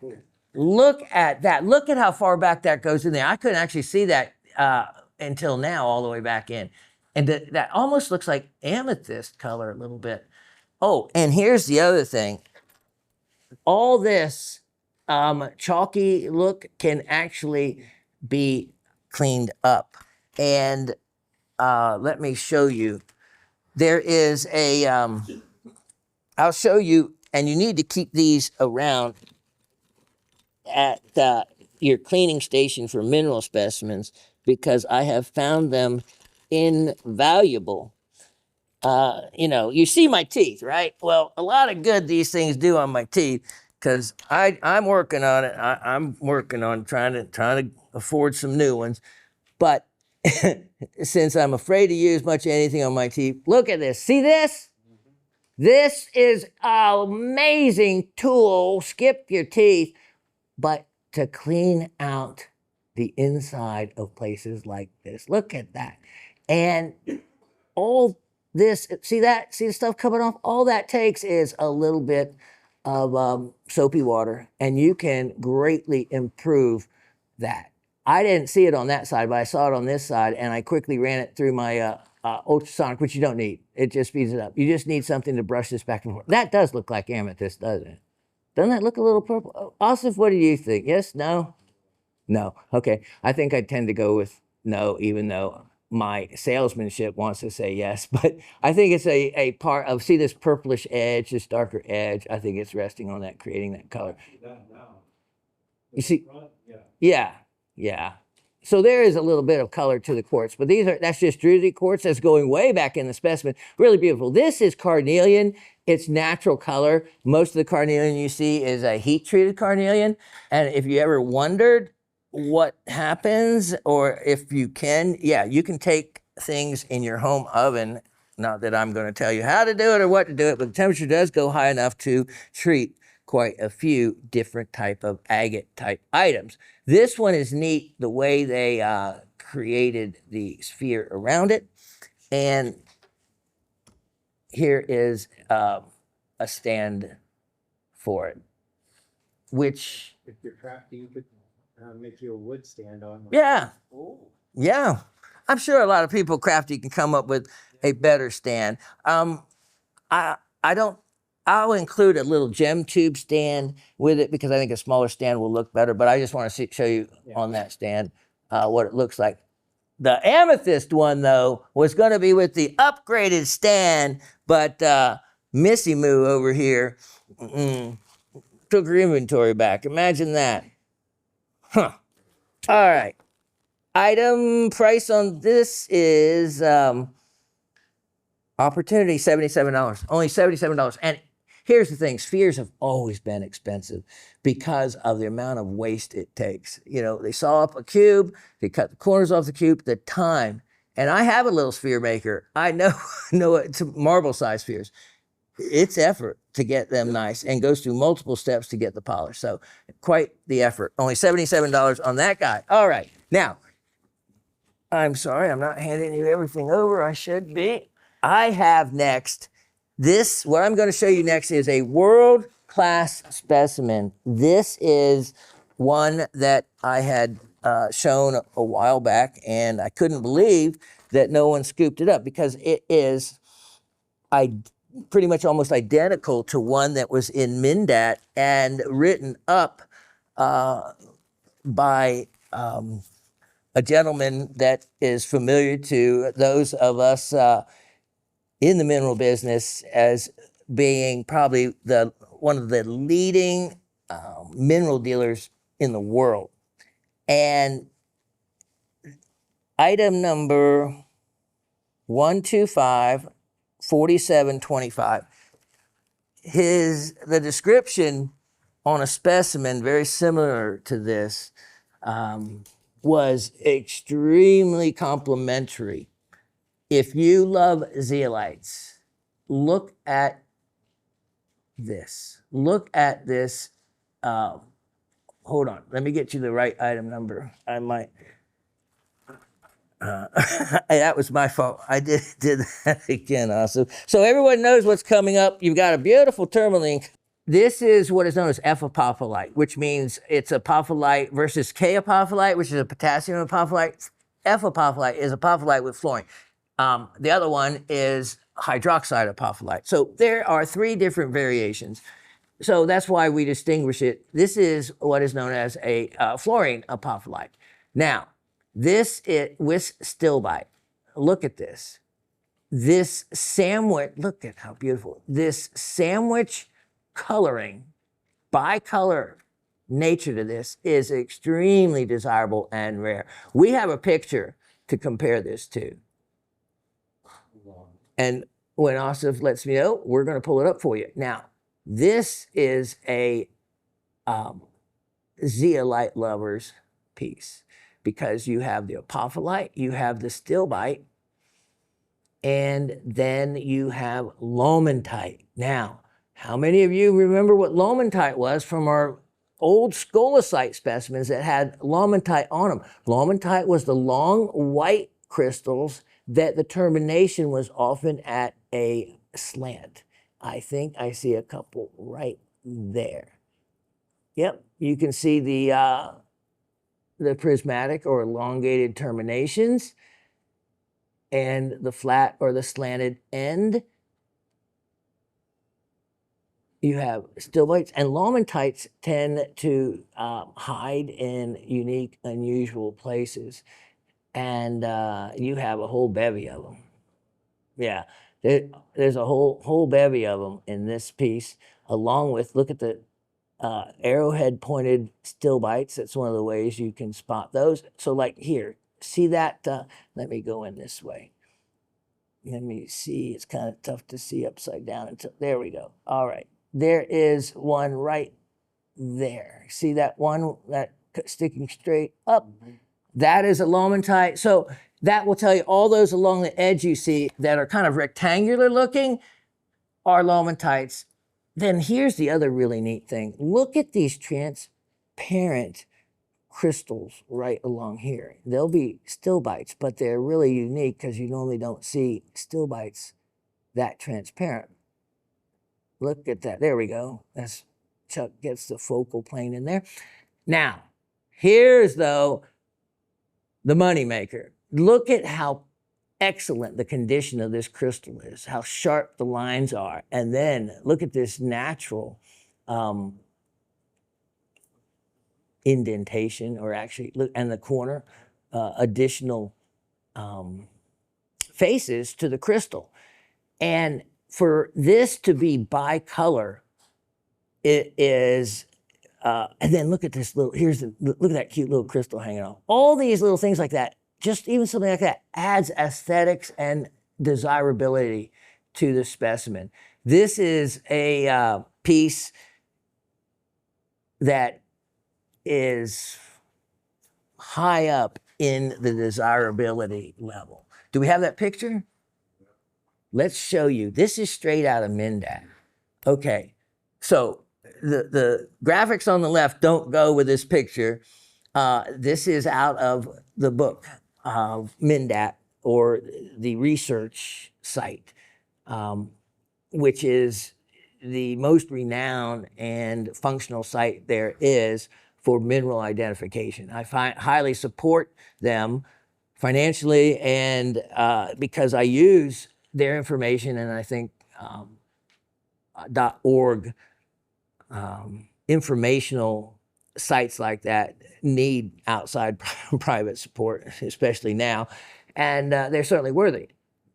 Now, the description, you can look that specimen up in Mindat that you're viewing right now. There's still bites you see on it, and it's not too dissimilar from this one that I'm showing you.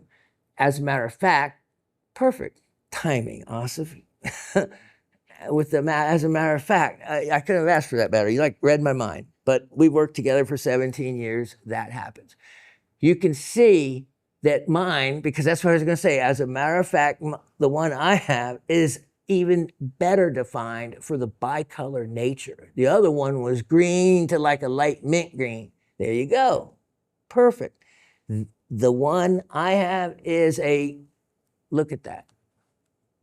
It's about as sharp of a color delineation as you could hope for in a wonderful sandwich crystal. It is in excellent condition, especially with the softness and how easy apophyllite could chip or nick, for it to be in that condition. This is a collector's dream, especially at the price. I think this one similar, I saw it end up in auction for over $1,500. I am offering this one right now.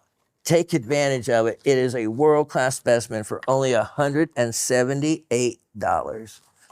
Only $178. And if you go to Mindat, look it up, read, and you'll find out just how unique and rare and special that amazing piece is. Now, let's go to there's so much to do. Here we go for you. Okay. I have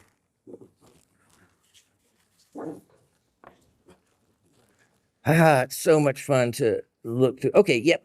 Item 125-7325. 125-7325. Peruvian pink opal. Oh boy, we sold so many pink and blue opal necklaces back in the day. Blue opal, no more. Pink opal, there is some. Pink opal, rough, not very much. Nope, tough to get a hold of. Check this piece out. Check this incredible piece out. And now that Chuck is actually carving, Chuck, you should consider something like this. It's soft, it's opal, you don't have to, it's not real expensive. And, you know, unless you're doing a thicker, deeper three-dimensional piece, you can get pieces of common opal, but that are gorgeous to work with. As a matter of fact, you could work with like this whole thing and create, you know, a lizard out of it or something, working with the different colors, you know. It just, usually, like people would say to me when I had a piece of rough, they said, well, what are you going to cut out of it? I said, I don't know, but it will tell me what it wants to be. And that is so true. Any artist will tell you that. Even a piece of wood, it will talk to them and tell you that. So this also has palygorskite in it, another mineral you don't have. And so I'm going to let you do a little research on that. It's from the Akari mine, this specimen is. And because there's a lot more I need to get to, I am putting this on sale right now, $48. Only $48. That is one of only two pieces I have left. Next item I have.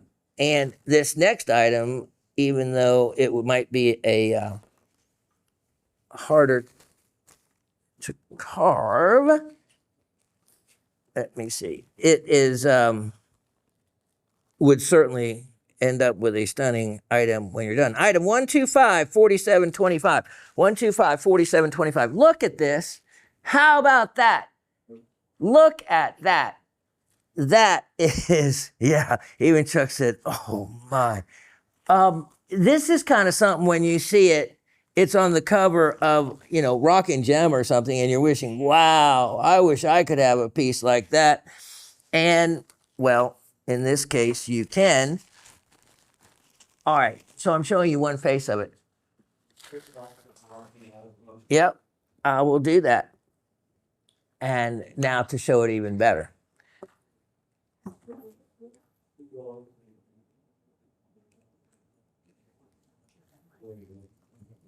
Okay. Now, look at those beautiful crystal formations, but you're only looking at it from this angle. Let's look at it from this angle. Look at this. So what you have is your classic tourmaline crystal with, look at that, your green rind on the outside, your pink on the inside. What has happened here is there's been additional crystals that have grown in as part of the central crystal. Now, my idea, if this doesn't sell, I'm just going to take and make slices of this, I think, you know? Yeah. Take slices of this. It's going to be outstanding. When this is sliced thin, you're going to see the transparency. Oh, I meant to show you that ruby and smaragdite piece from Chunky Gal that Miss Gabby won. The translucency is stunning that thin. So look at this. You could have remarkable clarity on the inside and not even fully, here, try to follow me here. Let's see, look into this. Look at that. Look at the yellows. That's actually a really rare color for tourmaline. And my goodness, this, the center might be a completely facet grade area. You just don't know. You just don't know. But I can tell you this certainly has a translucency and has, it's one of those that it's not so much money that you couldn't risk and carve the whole thing if you wanted to have fun carving a piece of tourmaline. But other than that, it makes a stunning specimen like that. This was from about the 1970s. It was mined around the 1970s. Old, been around a long, long time. Sale price I have on this though, indeed. And someone should scoop it up for, it's 497 carats. Wow. Let's go ahead and, I don't know, $144. You know, that's, and you know, if I went to try to find something like that, if I was looking for a specimen similar to that and wanted it for in that price range, which is what, 30 cents a carat or something less than that, yeah, not gonna happen. Okay, next. item number. Let's see here. Okay. Item number 1250325. And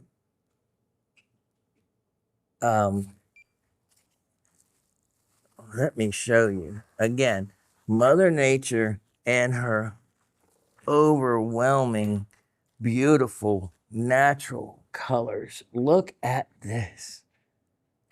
This is striking in so many ways. There is, yeah, that's what I was thinking. There is, there we go. Look at this. Okay, so we have crystallized malachite. All right, those are crystals of malachite. And then we have chrysocolla. So this wonderful blue is chrysocolla, which is another copper mineral. The two are often found together, chrysocolla and the malachite. But the malachite here is in a couple of different forms. It's in crystallized form. Look at down here, you have botryoidal chrysocolla. Look at that baby blue botryoidal. Then you have that rich, deeper blue color material. And look at all around this. Look at the two together. And that's why I think I showed you a cabochon last week. Oh, look at the back. It continues. This is a double-sided specimen. So look, you have malachite that is over the top of, let's look, can you go in a little bit more? Let's see what this is underneath it. It could be a second generation of malachite on a smaller druze malachite, or a little bit of the color could be chrysocolla. It'd have to look at it a little closer. Look at that. What is down that rabbit hole? Wow. If I could only be a little person. Let me see if it comes out the other side. Maybe. Yeah. I don't see any light, but look at how much fun. Also, here we go. Heterogenite.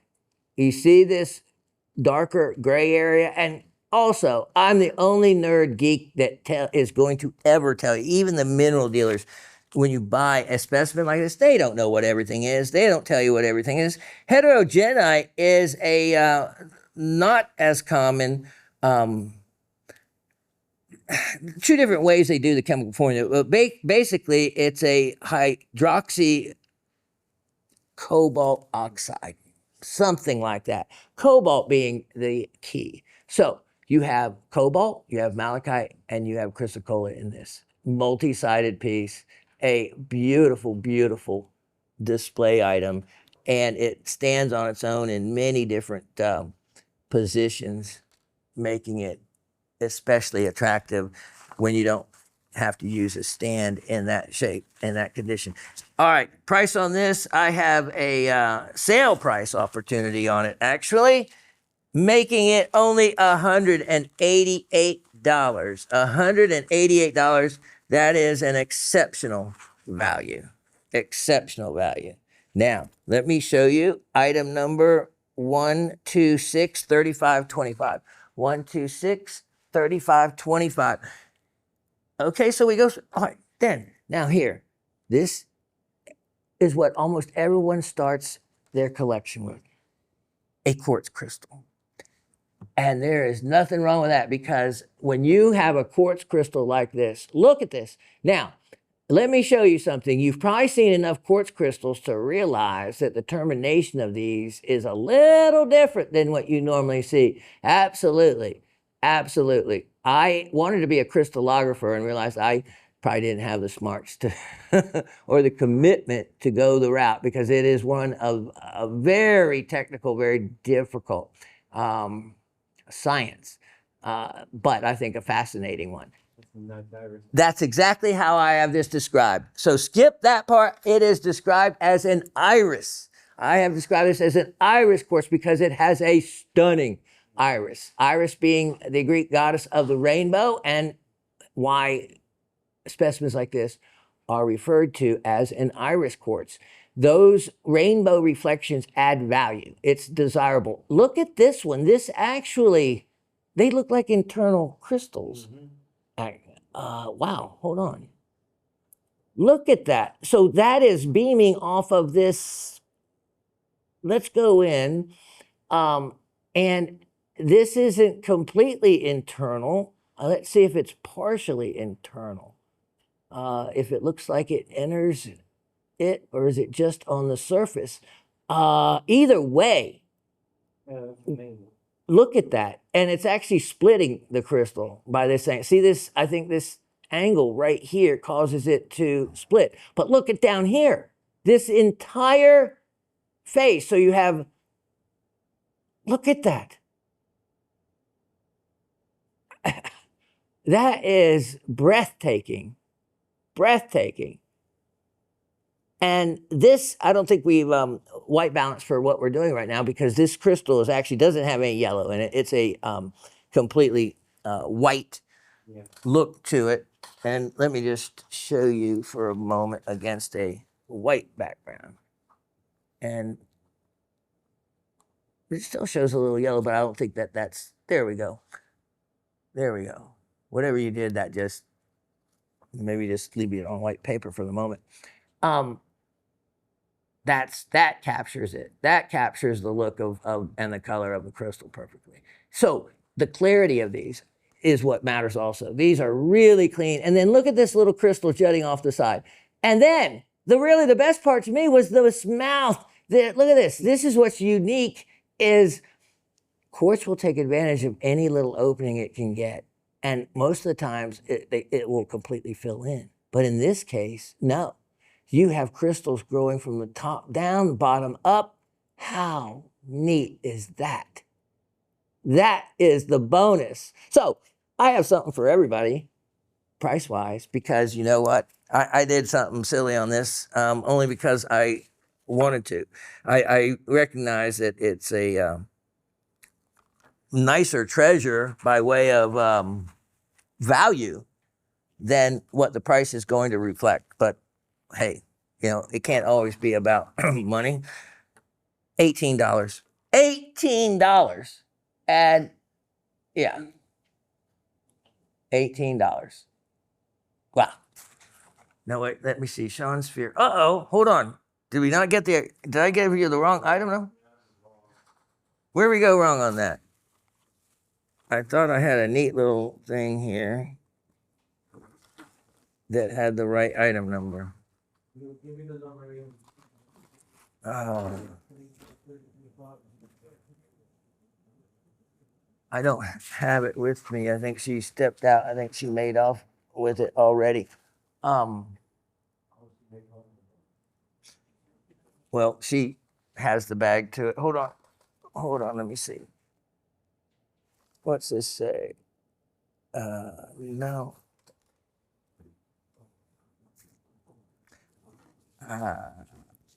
I'll have to, yeah, if that was the item number, then we'll have to get back or skip that one, because I don't see what became of it at this point. So let me just, if you want to, it's a, yeah, so it's Brazilian iris quartz. That's all you need to know.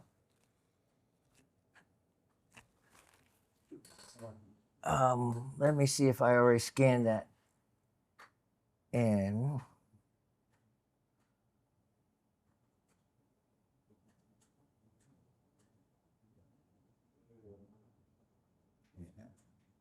Yeah, I don't see it right here offhand.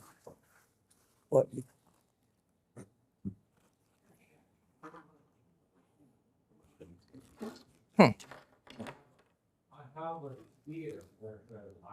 Yeah, it might. Yeah. Wait, no. But you know what? We can I have that sphere. We can drop that sphere, and in place of that.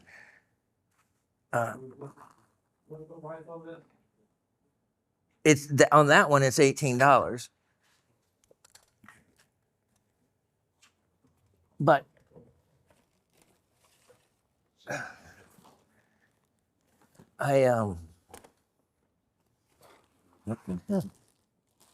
we're not on right now, are we? Okay, well, you get to hear the action as it happens. I tell you what. What do you want to do with it? You know, what you want. I don't know. She's gone. She's gone. Yep. Let's move on to the next one, which is, there we go. That sounds perfect. You are a problem solver, my man. Okay.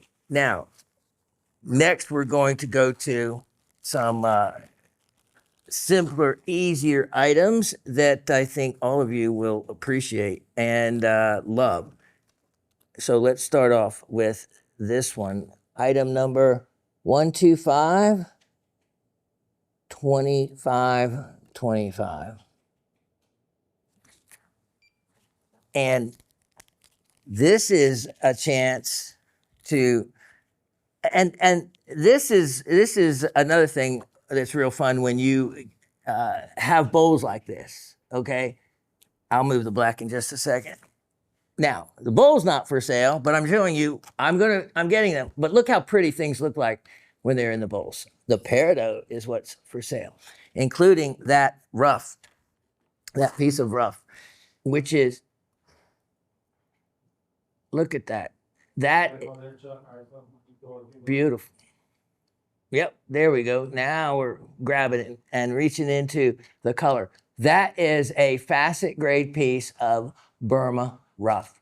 And this is old stock on all this material. Look at how unusual these cuts are. You just don't find these. Diamond shape you have, and you also, that one has some inclusions, but that's what you're going to expect. This was a look at that kite shape, super old parcel of material. And for that, I can offer it now with a excellent price. All that you see, $38. $38. Let's run through these really quick because I am sale pricing these. Look at this next item. 122 9824. 122 9824. Now, these I have seen offered for $100 a carat. And look at them. Look at those. This is about as good of quality that you can expect for citrine, the real stuff. Madeira citrine, and that color is like no other. I've seen this material being offered for $100 a carat, and it sell for $100 a carat. You know, being offered is one thing. Selling is something else. Like my daddy always said, something's only worth what someone's willing to pay for it, and people willing to pay for it. Look at that. And I had a few others of these, and they all sold. They all sold, rightfully so. Look at that. Look at that. And remember, I also did that presentation of how close they look like to hessonite garnets and to spessartines. So both of them, sale price, you ready? This is ridiculous. Basically almost half, these are world-class quality, $48 for both. $48. Now, next, I have item number 125 2425. 125 2425. This next chance is on a parcel of, I just like using that crystal bowl. It feels regal when you dump them out of a crystal bowl. Look at these. These are beautiful Paprock, Afghanistan tourmaline. And Paprock, if you've ever been familiar with any of their tourmaline crystals, they are amazing. They can come in some stunning colors. Look at that wonderful termination. Look at that kind of orangish color tone. So you have a really nice selection here. 4-stone parcel on sale for, this is, I guess, my test to see how many of you really love your crystal specimens. $18. $18. Now, believe me, that does not reflect the value at all. I could not begin to replace those for that. But again, I remember when I was a little rock hound, I clamored for things I could afford that nothing ever seemed to be available. And relative to today's market, that would have been affordable back then for me. So in today's market, this certainly, I hope, will find a home, because that's just a specially discounted parcel for that reason. Now, let me show one more opportunity. This is item number 1252225. Did I say that? All right, 1252225. And take a look at those. Ah, look at that. You have a multicolor piece here. That is pretty neat looking. Indeed. Look at that termination. Flat across the top. That's really cool. And then this is another bicolor piece, it looks like. And I like that. Wow, how pretty is that? These make great items for wire wrapping. Oh, look at that. Beautiful. Okay, so all three on these, sale price as well. I am going to do something silly, $18. $18 on those. And I have some others, but I'm not offering any more than that at that kind of discount opportunity. All right, let me take a moment here so I can pick up my mess, and I'll be right back. Okay, so I just want to clarify, from us showcasing this piece earlier without the item number, that is the correct item number, and this is an amazing specimen. And actually, it's a fantastic look getting to show it to you this way with the black as well with the irises. Okay, moving on to the next item. We have something exciting, 1243925. And I tell you what, for those of you that might have missed out on this before, not sure why, but it means that it just hasn't found the right home. So wait a second here. Let me wipe this down. And look at this. Look at this jewel. And if you want something special, not a lot. Look at that. Purple Tanzanian spinel. What a jewel.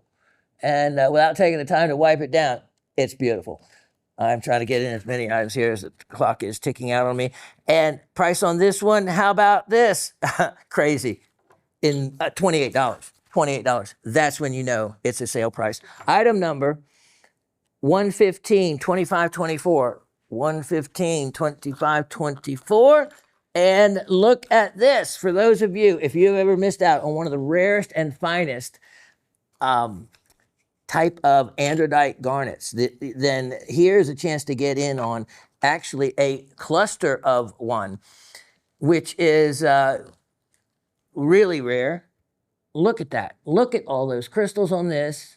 You can see the beautiful iridescent colors coming from that. Wow, this is a fantastic piece, and I'm making it so that anybody can afford it. You can't get these items from the mine anymore. It has been closed down since only a year after it was opened, because they were inundated by us rockhounds. Imagine that. You can see there's a neat little label right there on it. That adds extra little touch of class for the piece. And the main thing is, what's it going to cost me? It's going to cost you only $38.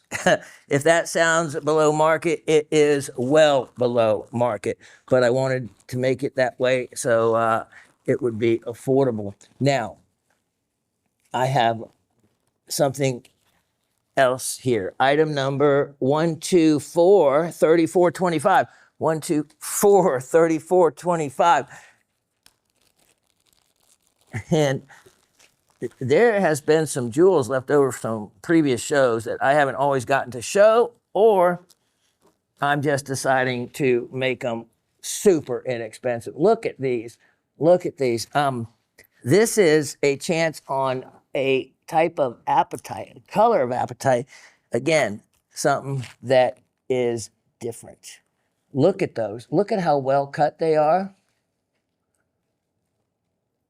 Apatite being a hardness of 5 on the Mohs scale. And these are all very custom cut type of look. It's old stock. And I'm just going to make it so that they're, this doesn't represent the value. It simply doesn't. If I offer these for $44, less than $10 a carat, you have to know that just take it as a opportunity and go ahead and grab them. Item number 1252925. 1252925, because sometimes there is no method to my madness, and I just want to do something crazy. I have a lot of beautiful gems, and I want everybody to get the fever like I have. Look at those. Look at those. You've heard a lot about this material. Namibian spessartines. Look at those. Just a slight difference in size. Either side of the head in an earring, no one would know. I'm not even going to bother taking them out of there. Their price doesn't warrant it, because I am going to offer both of those gems. Well, if you do, and even $50 a carat, that's $44. That sounds like a price to me. $50 a carat. Try to replicate that opportunity elsewhere. Next, I have this specimen. Has always been a favorite of mine, and I have enjoyed it at the house, shown it, enjoyed it. I'm going to share it now. This is a real collector piece. Item 1233,824. 1233,824. And let me tell you, since the price of silver and all has gone so far up, so has the price and desirability of silver specimens. Look at this. This is the way native silver is found, when it is in very rich veins. Now, swap it out for gold, and that's the way gold would look. The gold, see how they fill these, look at these little tiny fractures and fissures in the rock or bedrock. As it is brought up to the earth. Now, I'm talking about during geological times and whatnot.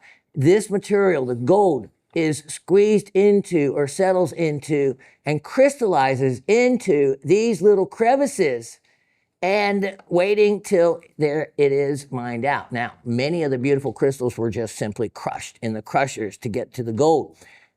Modern times now, they will dissolve with extremely dangerous acid that no one should play with, hydrofluoric acid, dissolve the quartz. If something dissolves quartz, you know it's dangerous. The quartz away from the metal.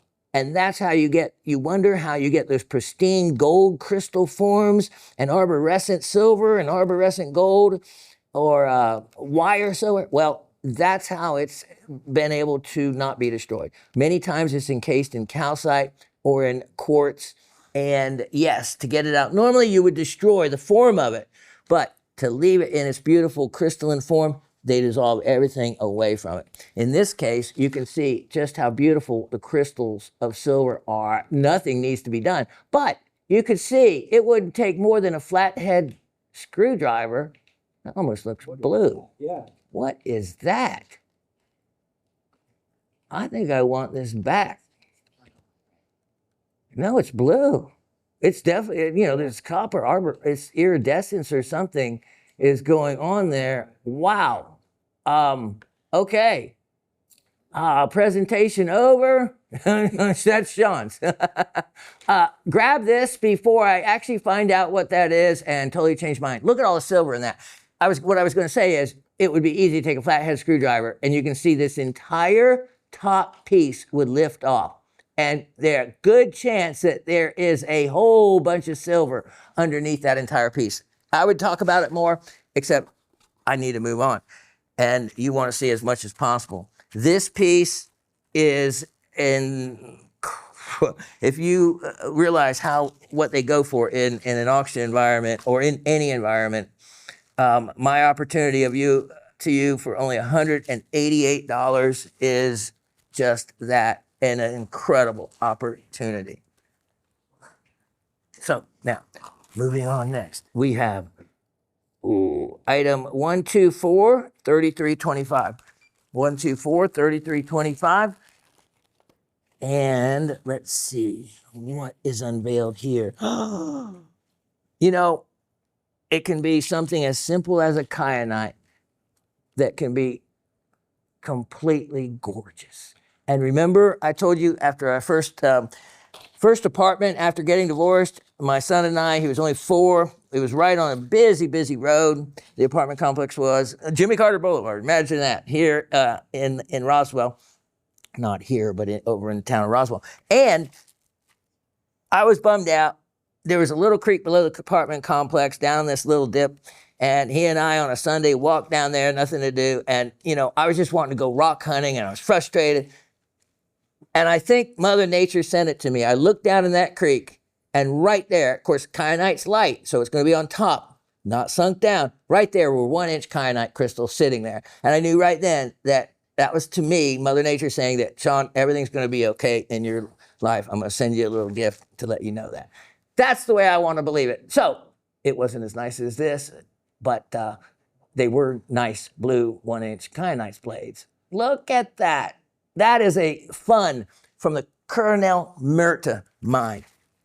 Beautiful piece. Okay, price on this, also a beautiful price, $24. Only $24 on that one. Now, next I have something that is perfect for this. Remember, we're recording this show. This is May. What is the birthstone of May? Emerald. Emerald. And so what do I have here? Item number 1209124. 1209124. Here is emeralds. Emeralds. And emeralds from not just any place, but look at these. Look at these. This is to celebrate the beginning of May. Beautiful, beautiful Colombian emeralds in matrix. In matrix. Now, at some point, I didn't do it, but someone may have tumbled these, or maybe there's an alluvial area that they can be, that has been washed into, you know, material has been washed into the river to create that rounded look. But that's a wonderful collection of Colombian emeralds in matrix. These you can create really neat little scenes, whether you wire wrap them or do those little Zen gardens like I talk about. How about the entire lot of all of them for only $24? $24. Again, working through here these special sale price opportunities. Now, here we go. Let's look at item number. This is what went to the item we had earlier. 126 3325. 126 3325. And I have been wanting to see what this looks like in the lights we have here, because it looked amazing just with a simple light at home. And so let's take a look. Let's take a look. Now, as I scoop these off, now okay, so you can see perfectly how white it is. There's no color to it. Let's put a black background behind there so I can bring out some of the other features in it. Now, water is the most common impurity, if we call it an impurity, in quartz. It also is what gives you incredible irises. And I have a feeling this is one of those incredible iris pieces. That's what we have saved it for. So you see that big, look at that. I just had a feeling that, and you don't know what's there until you just hit that angle just right. And I can't imagine that there's not one of those angles that will really bring out the rainbow of colors. either on the opposite. You can already see how they're forming through many different directions. And that's the fun to these. That's the fun. As the sun, if you leave in one place, as the sun moves across, it will pick up and cause different scenes to form. I love just that one little area that the light bounces off of that is created by that. So I'm going to let you do some exploring on that your own. Look at that. It picks up even colors from around the room. This jewel, this nice size sphere is going to be only $38. And again, spheres are expensive. And because of the amount of material it takes. So take advantage of that. Now, okay, let me get in two other items. Item number 126 3025. 126 3025. Let me show you. Here is a piece of jewelry, something special. I was waiting for you. Take a look. Take a look at this. You have a rhodolite garnet, and then look at the colors in this. And then what I like is, you see this area over here, you want, well, what's that about? Well, it's all about just turning it the right way because, oh, look at those other colors. Because, and don't let me down. There we go. There we go. Look at that. Boom. Isn't that neat? All of a sudden, that entire area is just lit up independent of this other crystalline formation to the plagiar clays, which is that, look at the back, the type of labradorite that it is. Sterling silver, amazing, amazing piece all the way around, and with a beautiful quality garnet. And offering this, can you believe it? $68. Only $68 for the entire item. Last item of the show is going to give you somebody either you get to buy them both or you get to get one. Item 126 3125. 126 3125. And this is a chance on a beautiful unstrung lapis. Look at these. Look at this. Have, of course, some pyrite. We'll always have a little bit of a calcite or marble in them, but this is the good stuff, as you can see, especially for beads. Look at that. They're 8 millimeter plus. The real deal. The real deal. Now, they're unstrung, but they are on this wire. You can actually keep them just like they are and just attach a clasp to the end, and you don't have to do anything else. But they're really easy to do fishing line or the wire with crimp beads. If you have never done any bead making at home, this would be some of the easiest ones to start to get the material to do it. So you can either get them both if you want to make a long one or do whatever, or a bracelet to go with, just so they all match in color. That would be a good idea to buy them both, or you can get them separately. Either way, I'm offering these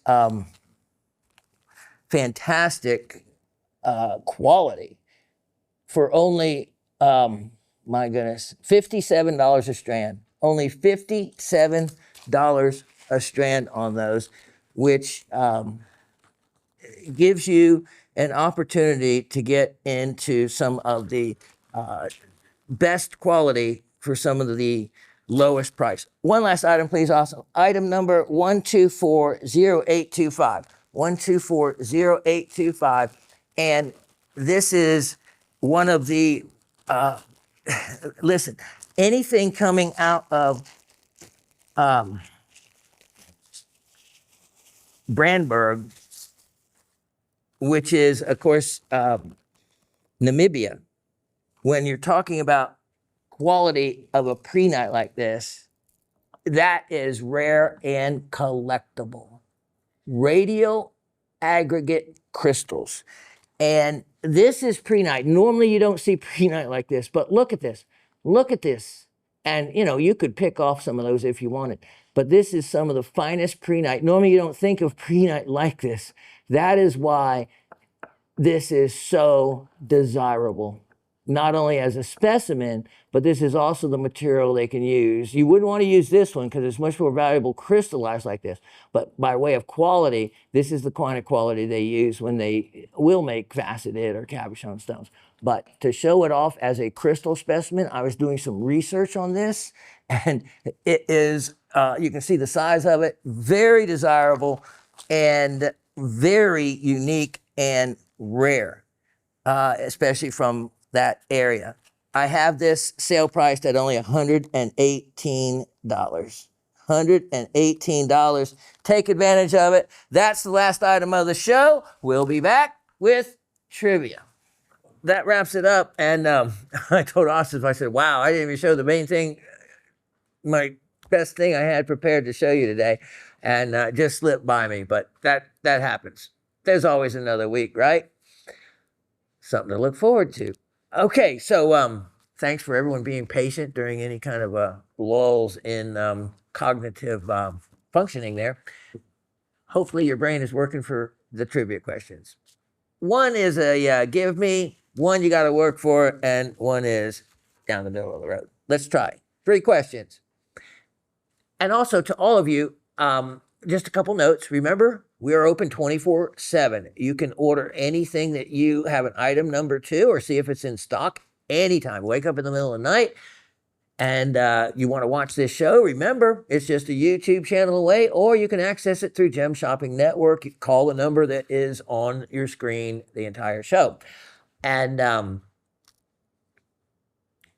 if they don't have the item in stock, they'll let you know, have another choice. And maybe you'll find a goodie that no one else got. And a lot of people have done that. They, oh, I didn't expect this to be available, and found it available. So just remember, 24/7. We also have all the same guardrails for you. In other words, if you don't like something you receive, you can return it with plenty of time to do so. And let me think, what else? Well, most of you know how we roll around here. We've been here 27 years. And going to be here a lot longer because I have a lot more rocks to show you. And I haven't gotten that tooth yet. So deals are coming. I just wish I would have shown you that one. I was going to tease you on this. It was a before and an after, and the after is a carved sphere of the before. And both are cool individually, but instead of selling them individually, I thought a before and after combination might be a neat way to do it. So that's my tease. And it's on a material. There's a gem involved, but it's of a material I have never basically featured before. Yeah, how about that? Really tease it. Okay, here we go. Question number 1. What mineral mentioned contained cobalt? Spelling is not important. I'll understand, and spelling never counts in this show. So if you get close, I'll know the one you mean. Okay, so question number 1, what mineral mentioned contained cobalt? Number 2, name 2 other gems mentioned that can be confused with Madeira citrine. And that's always important because when you're, again, remember, you're in that garage and it's kind of dark, it's difficult to make out what's what. Their items are $5 a piece. They're either synthetic, junk, or deal. And you have to determine what is, what's what, you know, is it worth it? And you can do that with just a couple few simple tools or just a loop when you're accustomed to looking at items enough. All right. Again, name 2 other gems mentioned that can be confused with Madeira citrine. Question number 3, what mineral did I find behind my apartment? Simple as that. All right. Good luck to all of you. And I hope you have a great week. Let's see. You'll get this Mother's Day coming up. So, yeah, you'll see that. Yeah, this is my opportunity to wish you happy Mother's Day. And I I miss my mom every day for 30 plus years now. So if you haven't said, hugged and said hello and thanked your mom, even if things aren't maybe as great of a relationship as you would want them to be, well, it's never too late because all of a sudden it, they could just be gone. And you don't want any of those regrets hanging around. So call your mom, tell her you love her, and tell her how much you appreciate her bringing you into this world. And apologize for all those hard times you gave her when you were a child. All right. God bless all of you. Take care. I appreciate you so much for continuing to support this show. We need it, and it's greatly appreciated. So, like and subscribe. Let's keep the show going. Rock on, everybody. Cheers.